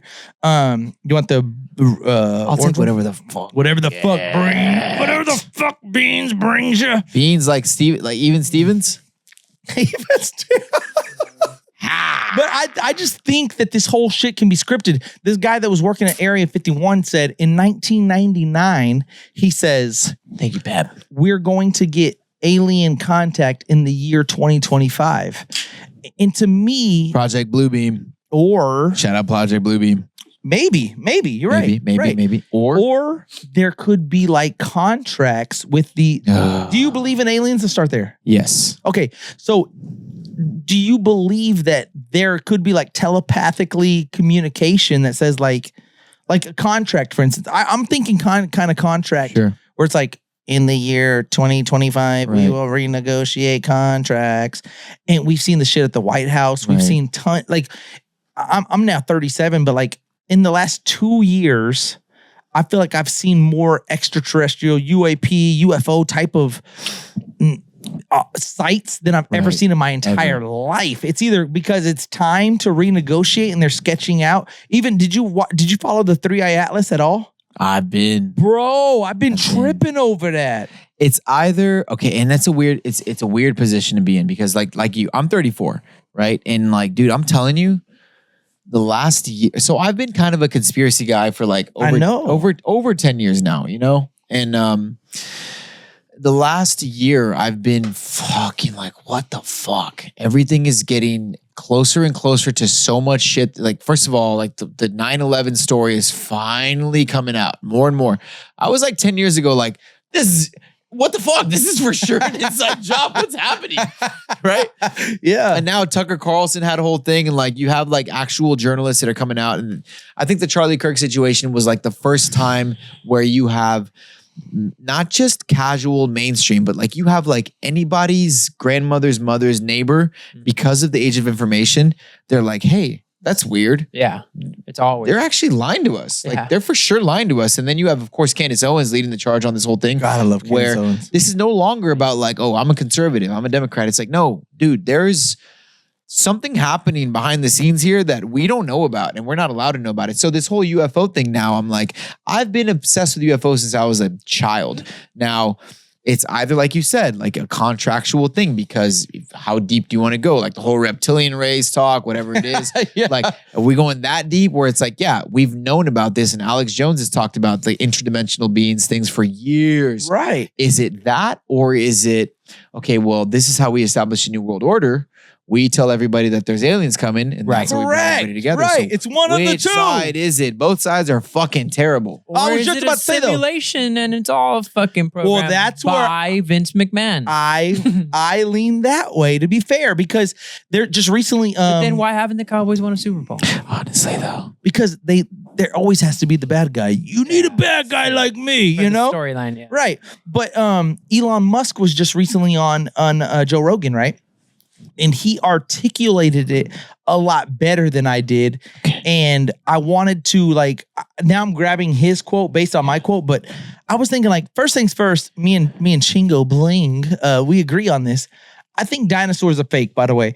Their timeline doesn't make sense to me. They were here 600 million years ago. To me, like the thought of something existing on the earth 600 million years doesn't make sense. Okay. And more recently, Elon Musk said, Joe Rogan had a question like, you think that we're in a simulation, right? He's like, well, I'm not saying we are, but the chances are very great, because imagine where we came within the last 200 years. Imagine video games, right? When me and you were playing SmackDown, right? On PS1 or even further than that on Sega. Not to interrupt you, but I went down a fucking rabbit hole with ChatGPT the other day to talk about just how far the advancements have been since we signed the Declaration of Independence to now. Brother, like 12 generations later, Listen we went to from him. fucking riding a horse in a carriage, not like 250 years ago. We were sending letters with doves and ravens. And now, dude, we're sending butthole pictures to Australia in like a second. That's weird. Right. And the fact is, I've been saying this we've shit. advanced so much, and we're actually still sending butthole pictures. Like, bro, we're But way within more advanced than that, 200 but not years, really. right? But Right. Why does my Sirius XM radio fucking stop when I go under the bridge? Great question. Why? There's room to grow. Why? We made a There's fucking. room to grow. Hey, remember we made a landline call in 1969 to the moon. There's Remember that people one? that steal landlines. We're like, to hey, Bean's did you guys point, make it to people the still moon? have landlines. The moon was like, hey, yeah, we made it to the moon. Everything's good here, But chief. even not even 200 years ago. Imagine video games 20 years Right, ago. bro. To where, like, I'm playing Call of Duty and we're laughing about, like, I get PTSD because like fuck, it feels Was that so real. 2025? So 2005. Right. Yeah. Modern Warfare 1. Thank you. 1. And like they showed there was this GIF or like some meme about how The Rock looked like on SmackDown 1 on yeah. PS1 and where he looks like on the new WWE game or I whatever. see that Like, on TikTok all the time. Right. They do the Tekken but like that's transitions. right, there you go. But that's 20 years. We're talking 600 million years. Yeah, you're right. And he was like, bro, imagine the technology. We have simulations that are occurring right now, and we know that simulations exist. You don't imagine something in 20 like 600 million years. Like, I don't think people, like, for anyone, for like, if let's just say Beans, I don't know you specifically, your thoughts, but like, if you're like, bro, you're fucking stupid. There's proof that dinosaurs, like, I don't think anyone that thinks dinosaurs are like the legit, like 600 million years, I don't think people get the grasp of how long that is. And like, everything disintegrates, right? Like any clothing, trash, I mean, everything disintegrates, but bones bones magically in 600 million years. There's fires. So do you think storms. that dinosaurs? Because I've heard this, but I haven't looked too far into it. Do you think that dinosaurs actually did never exist? Like They might have. Correct, but not that. Okay, because this kind of goes along with like what we've discovered about the pyramids recently. We thought the pyramids were built like, okay. 4,000 years ago. Turns out it was more like 30,000. But even the pyramids, right? Like we can talk about the pyramids, the shapes, the cuts, the symmetry of these pyramids. They did not have technology to build these pyramids. Does not make sense. It was sense. either extraterrestrial shit, other technology, or simulation. Well, dude, the Bible talks about this too, and some of the books have been stripped. I know that, but the Bible talks about the Nephilim being here. Talks about God sending angels to earth. And apparently, I've heard a lot of things about during the biblical times when the flood was sent. I don't know if you've gone this far down, but like, have you seen these petrified, like these mountains with the flat top mountains? They're saying these are petrified trees. And that, like, if you look at some, like, just look up petrified trees / mountains. Some of the mountains that we see that are apparently, from the conspiracy side of things, trees from old. Like, you're talking trees that were, look, tree stump. Like, look at the mountain on top, right? Christ, dude. And apparently these trees were the earth had to be flooded to such a degree that the giant titans that were here at the time couldn't climb the trees to survive it. So we had to flood the earth because it was giant Nephilim here that were evil. So I'm just saying that there's sacred texts of old that have talked about these things that we just pretend like we just kind of look past it. So whether you want to believe in dinosaurs, aliens, whatever it is, there are stories that have happened here that do exist that we just kind of overlook.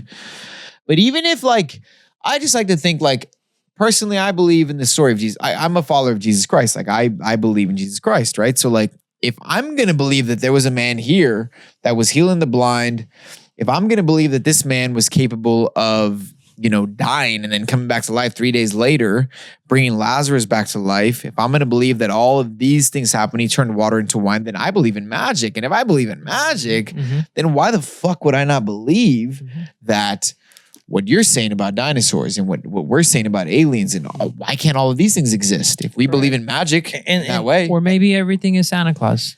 Right. That's kind of where I'm at now. Depressing. That's where I'm at now. Yeah. Because to CJ's point, I think me and you and Beans, we should and we want to believe that there's a heaven, right? Like, who the fuck doesn't want to die and know I'm going up top, see all my loved ones chill, paradise, cool.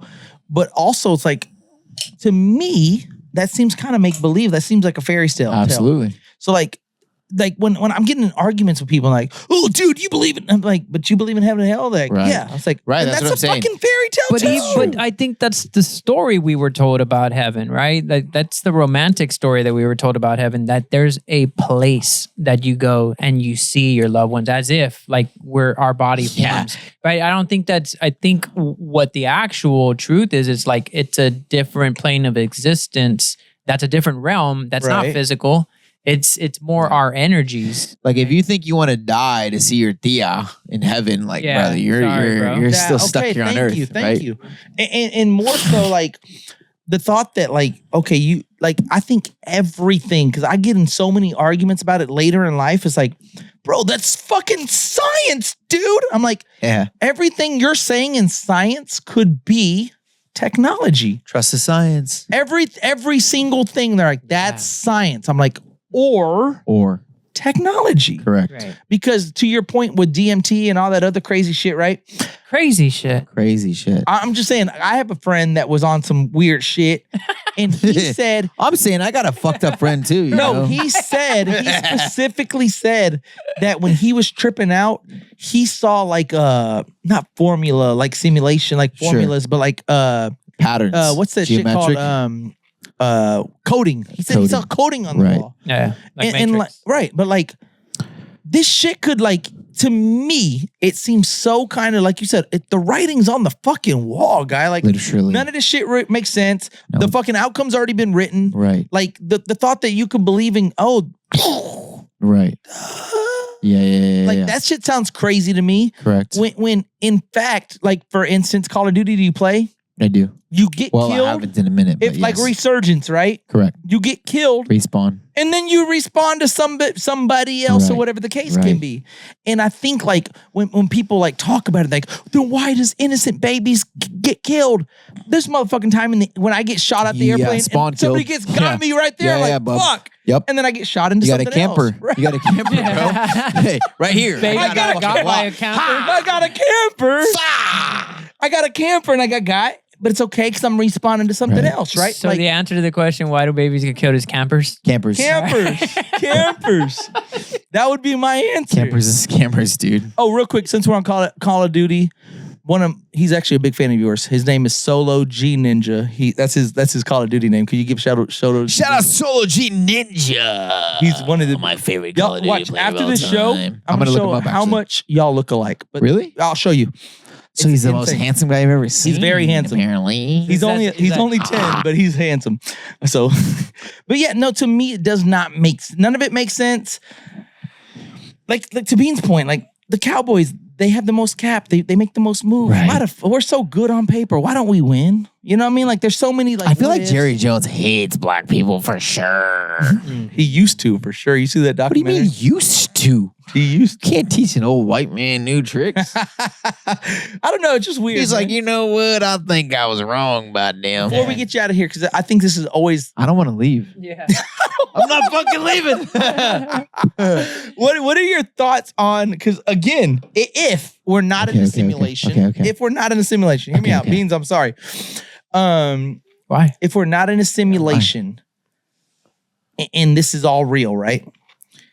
I know I sound crazy, but again, I'm on TikTok all the time. I think it makes more sense to me logically if the world were flat. Okay.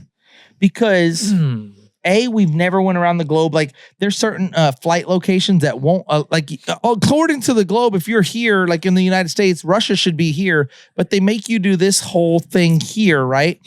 There's every single, like over 50 countries have a treaty that you can't go explore in Antarctica. Yeah. Like, is that the wall? And like I'm watching like crazy TikTok videos, like wherever you think the world ends, right? The world might not end there. And not only that, dude, but there apparently like pilots' maps reflect a flat map of the Earth. Correct. And look, I fucking hate being that guy because I like 2 years ago I was like, okay, you're retarded. This is stupid. Right. I told you this is all recent. This is stupid. But here I am, 34, and I'm like, fuck. I remember one time, 2016, I did mushrooms with my brother on the beach at Port Aransas. We walked to the edge of the water, and we looked over.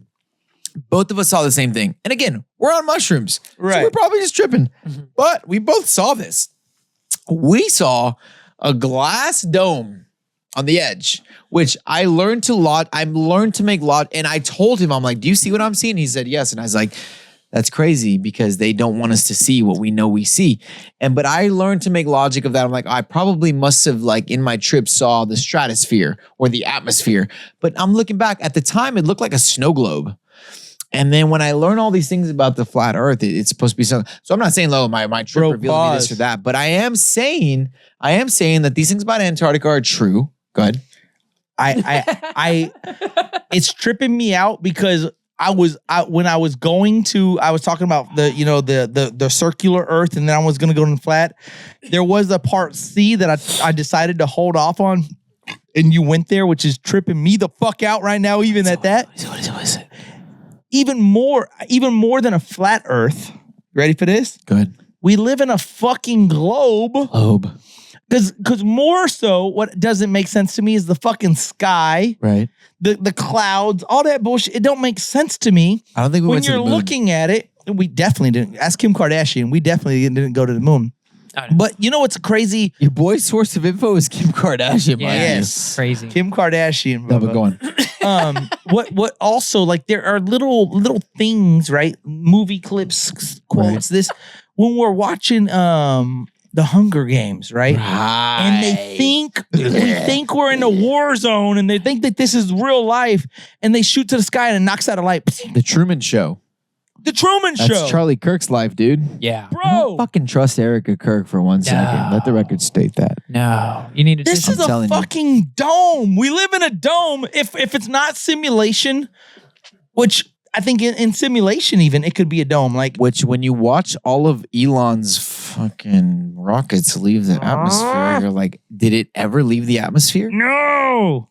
Is there any leaving the atmosphere? No. But is The there Bible says anything that that'll too. The make you Bible believe talks it? about the firmaments above, the waters above as below. NASA. Is there anything that'll make you believe And what? opposite of what you all It would believe? make me say 50-50. Is If there what? anything that will make you believe the world is round?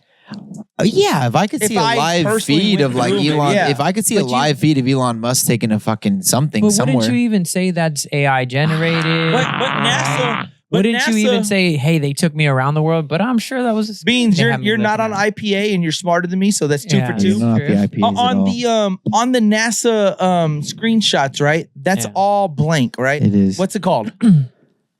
Like it's a Uh-oh. they edited it. No, they edited it. What's the word edited. called? Yeah, Photoshop. Not Photoshop, but Sure. yeah, it's close. It boils down to Photoshop. All the photos that we see of the Earth are fucking edited photos. All They're- the they're- edited they're- photos, they but are it's animated. but it's known. Right. Like all the outer space Right. views, not choreographed. I keep wanting to say it starts with a C though, but they're all fake. Right. They're all what we done think. to make scientific data visible to the human eye. Correct, but it's fake. Science. Right. Or technology. You know what I mean?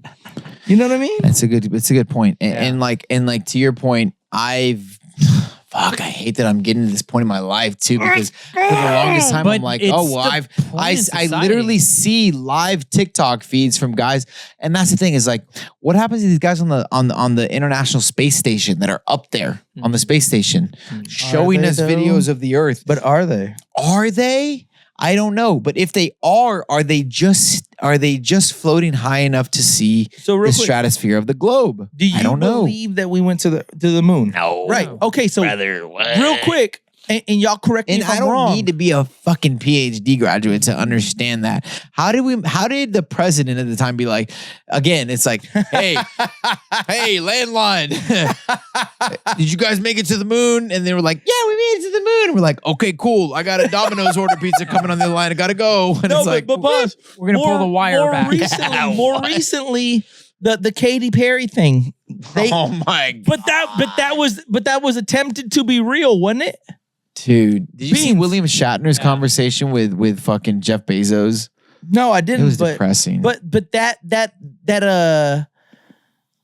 that attempt was attempted to be real, Right. And like they opened the door or something. Like, well, technically you wouldn't be able to open the door from the inside. There was some weird shit where I was like, oh, this shit's fake. Everything is fucking fake. Everything.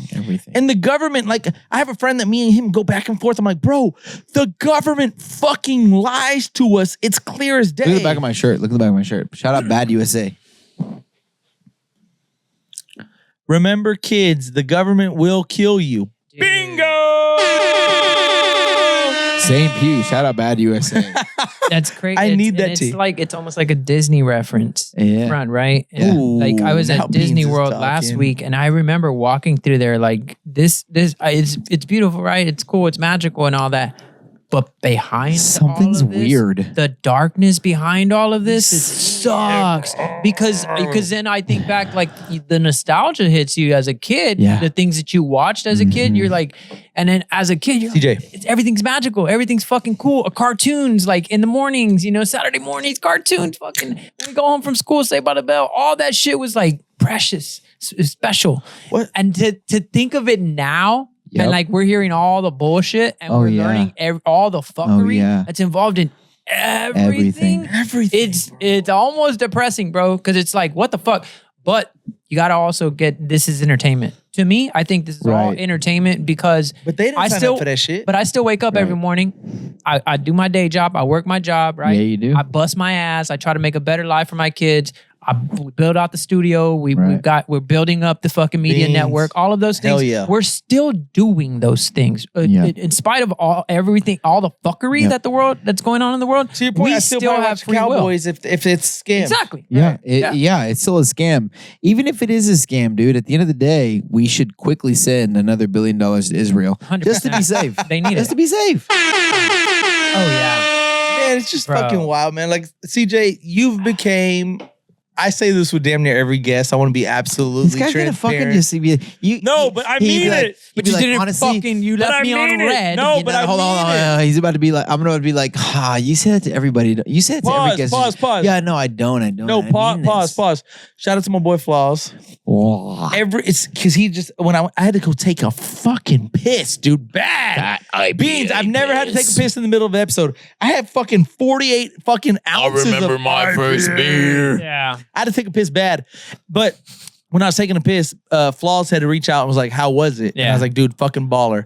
And after the Chona episode, I remember driving home last episode. You need to check it out. But I was like, bro, like it was one of the best episodes I remember feeling like the conversation flowed well. Chingo, I was like, dude, that shit was fucking tight. I mean this absolutely sincerely. This is the best conversation with the guest I've had, bro. I'm having a good time, dude. Fuck yeah. Beans, didn't I tell you this guy was gonna be a fucking character? Did he say that? He said something else. Beans, but yeah. did he fucking say that or not, dude? It's like, I think this guy's a Beans, can you guys fight or not? He said, I think this guy's a psycho. Beans, there's a gun in here right now. I can fight. Oh, I can't fight like fight. but I mean, he can can't fight like CJ Vergara. Yeah. The odds would be much fucking lower than Plus negative 450 180. opening odds. Man, maybe is it CJ Vergara? Is it IPA? Who knows? Or is the story already written? There's Or question dinosaurs marks. real. Is there extraterrestrial? You know, it's fucking awesome though. That Hold we on. live. Go ahead. Go ahead. No, I'm just saying, it's incredible living the time to have this access to information that we do. And I was like, look, dude, after I wasn't re-signed with the UFC and I don't have a fight lined up, I got time. I got time today. I got time on my hands. So I'd be on the internet talking shit. I see. And you, like bro. people are out here like, the fact that you can be willfully ignorant in the age of information is wild to me. Thank you. It's wild. But I talk to my, people want to eat the shit still. Like I talk to my friends about this all the time. Like our parents and our grandparents are still gonna be like, well, I heard on the news that this, and this. And they're gonna believe the news. People are gonna believe what the fuck they're told. And it's wild to me that in the age of information where you can legitimately look up source after source after source, it just takes a little bit of effort. Which effort, I mean like grabbing your phone and being like click, click, click, click, click. Bro, I have a small dick friend It's named Corey. wild. It's like, I'm not gonna believe in aliens until I actually see one. I'm like, oh my! He's gonna be like, I'll believe in aliens when my dick grows 3 inches.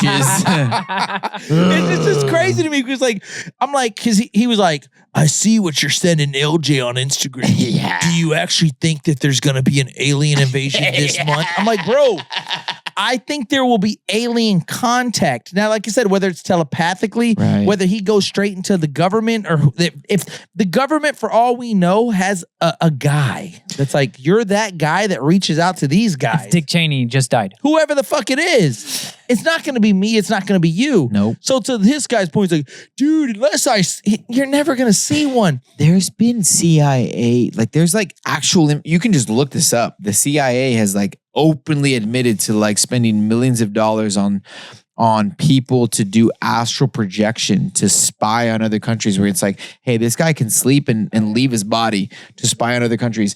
We're going to invest hundreds of millions of dollars into this program. Remote like viewing. the movie, remote viewing, like the movie, Men Who Sleep with Goats, I think it's called. And then there's like, you talk about like, okay, the movies tell us what the real thing is here. Like, is Right. that- Men who you stare have at to tell goats. The men who stare at goats. Yeah, the men who fuck goats. I'm gonna watch that movie. YouTube. In Don't look at my internet history, Hey, okay? it's not bad. Right. Yeah. Listen. I don't know. The goat seemed. She had a nice personality. God, dude. Fuck, man. Good times. Speaking of Israel, I want you to watch. Speaking of Israel, Hilarious, bro. we didn't bring fuck. Nobody said Israel. Visit Israel What? as mayor. I will be doing as the mayor. What? Wait, what? It's actually incredible, by Have the you way. seen? You seen this? Yes, go ahead. Dude, hold on, I saw it pause. today. Okay. Oh, my If you look at God, any bro. video and you This follow me on shit, we Instagram, tripping, dog. any video you watch having shit to do with this, just look at liked by, it'll be like liked by CJ Vergara 91. Look at the comments, it'll be me. And mayor of New York is always considered significant. Where would you go first? Left, right, Ms. Adams. First visit, I would visit the Holy Land. Mr. Cuomo. Given the hostility and the anti-Semitism that has been shown in New York, I would go to Israel. Mr. Tilson, where would you go? Yeah, I'd make my 4th trip to Israel, followed by my 5th trip to Ukraine, 2 of our greatest allies fighting on the front lines of the global war on terror. Mr. Mamdani. I would stay in New York City. My plans are to address New Yorkers across the 5 boroughs and focus on that. Mr. Mamdani, can I just jump in? Would you visit Israel as mayor? I will be doing, as the mayor, I'll be standing up for Jewish New Yorkers, and I'll be meeting them wherever they are across the 5 boroughs, whether that's in their synagogues and temples or at their homes or at the subway platform, because ultimately we need to focus on delivering on their concerns. And just yes or no, do you believe in a Jewish state of Israel? Are you going to Israel or I believe Israel has the right to exist. Will you bend the fucking knee or not? No, as a state with equal rights. He won't, he Not won't as a say it Jewish has a state. right to exist as a Jewish. Have you seen Floyd Mayweather? Have you seen Floyd? Look, type in Floyd Mayweather Israel. No. My guy. No. My guy. Just type it in. Just He's my favorite boxer of all time. No. Just type it in. God damn it. No. And like I said before, TB. I'm not with you guys 10%. I will always be the voice for the people in Israel. I will always stand behind the country of Israel. The one and only Floyd Money Mayweather. What the fuck Israel, is I will always be here for What you is guys. educating? This episode of Black Mirror is fucking wild. Okay, look, dude. I don't want to act like I'm some educated. I don't have a degree. I barely graduated high school, but listen to this. I do know that Benjamin Netanyahu, the prime minister of Israel, is the longest standing prime minister ever in Israel of all time. And there's videos of him specifically saying that he needs to get social media influencers on the side of Israel to make sure that we spin the narrative back here no matter what we have to do. And the way that we do that is we get TikTok, X, we get these influencers back on our side. So there's a big rumor going around Instagram and social media saying that they are paying social media influencers $7,000. Israel. Right. It's paying social media influencers $7,000 per post. Oh my. To be pro-Israel. But now, and I've been seeing shit. No. And now you have Floyd Mayweather saying like, oh, first of all, Floyd Mayweather's always been like, Floyd Mayweather doesn't give a fuck about anything. He definitely don't give a fuck about Floyd Israel. Mayweather doesn't care about anything except money. Except Money Mayweather. And here he is supporting Israel. Oh, dude, it is a weird situation going on, and you don't have to follow politics to know that the U.S. interest.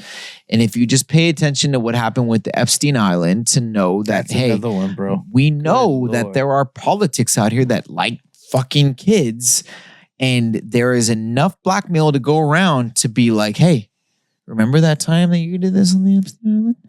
Well, maybe you should vote in this direction so your family doesn't know what you did, right?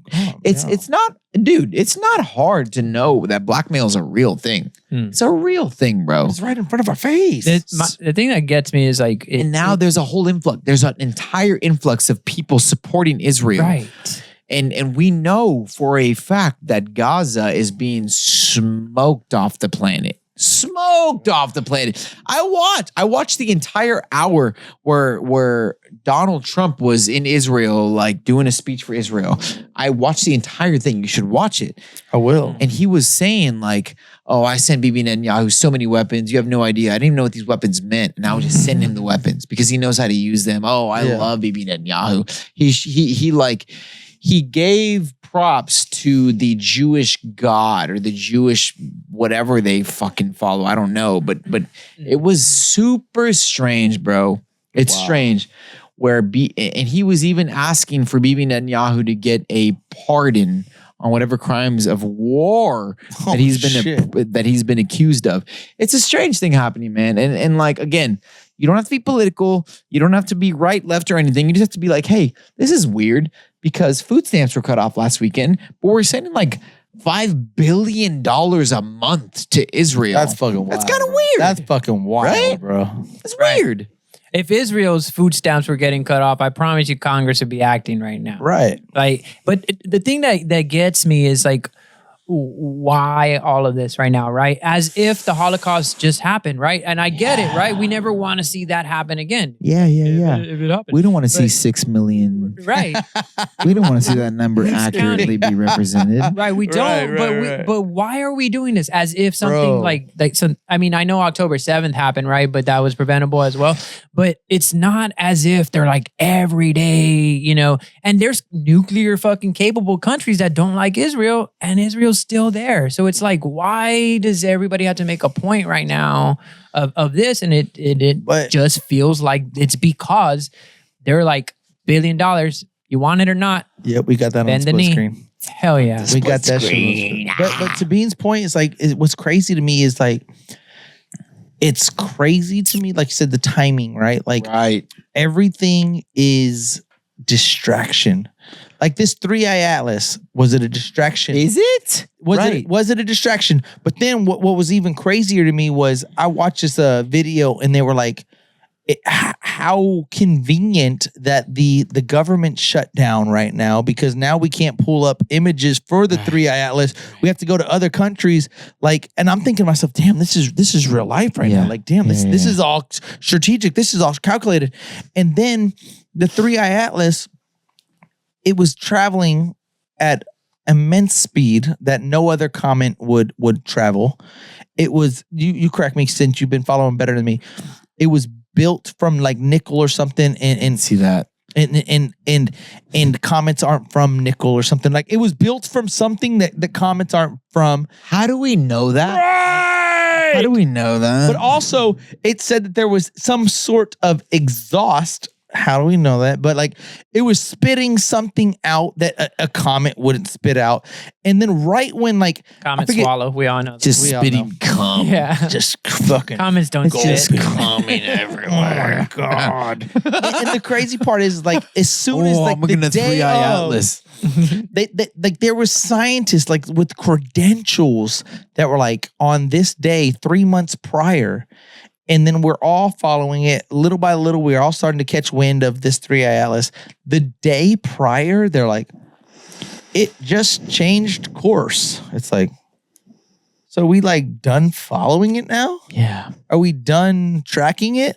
With the UAPs that were like following the White House? Remember that whole debacle? Yeah. And Donald Trump was like, I promise you, if I'm elected, I will. I'm doing like some fucking George Bush. That's like JFK. Yeah, that was terrible. That's not Donald Trump Hey, at all. listen. There you go. If I am elected, I will tell you everything I know about the UAP. That's fucking terrible too. That is terrible. Just speak as yourself. But he was UAP. there you go. But yes, The UFOs are not real. Everything's gay. but to your point, he gets elected, and as soon as he's Who's this elected, Asian chick on my wall, dude? okay, this is I gonna be a know. real. Kazumi. That Asian chick is named Kazumi. She's one of my friends. The camera, of the She's like, podcast. she's giving the Fast camera and can't even Furious tell she's too. Asian. All you see is twat, dude. The followers will be like, I know who that is. I know Kazooie when I see her. I can smell her. Shout out to my girl Kazumi. Lisa Ann is right there, and Crystal Poppin is right. Lisa next to Ann is a Lisa Ann. famous actress, isn't she? She's done some really good work. Yeah, I interviewed her at Hollywood Hustler, acting. She's Hustler done some Hollywood. really good drama series. Listen, man, CJ, you're local. Yeah. Now we got to make jokes, right? Yeah, it's fun. You ain't got no fucking fight schedule, right? No fight schedule. We got to get you on the podcast sooner than Let's later. hang out, We gotta man. get you on our podcast too. Right. We got to get you on the BFR. We got to get you back on Wax. Yes. It's not that far of a drive for you. This was entertaining as fuck. This is a good Literally, time. I'm looking at the clock. I could do this for another hour. Me too. We have fucking 6 more of these hoes, but it is getting later. I know Beans has a life. Beans has a life. We got to get you out of here. But CJ, man, this has far exceeded my expectations. And I want to start by saying this as I wrap up. I knew that there was like I said earlier, there was so much meat on the MMA, the UFC bone that I felt like when we talked to CJ Vergara, we have to cover. But also, I knew that this conversation was going to go here or could go here. Of course. And I was afraid that it wasn't. And I'm glad that it did. Me but too. now that it did, bro, we need you back on the podcast. Please. Like I said, it's dope that you're fucking local, right? Like a lot of these people, Chingo Bling, Crystal Poppin', Houston, El Paso, and again, brilliant minds. They have a lot to bring to.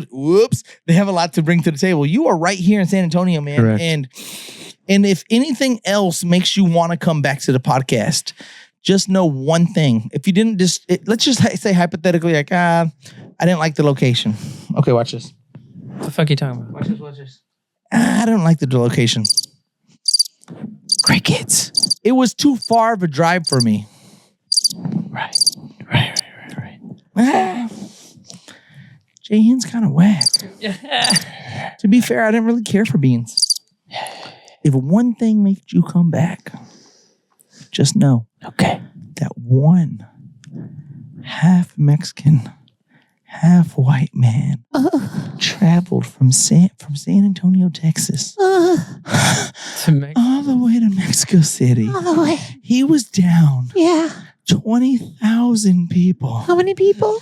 20,000. So many people. And when everybody was rooting against you, everybody's there was one motherfucking man. In the nosebleed. One man in the nosebleeds that rooted for you. What?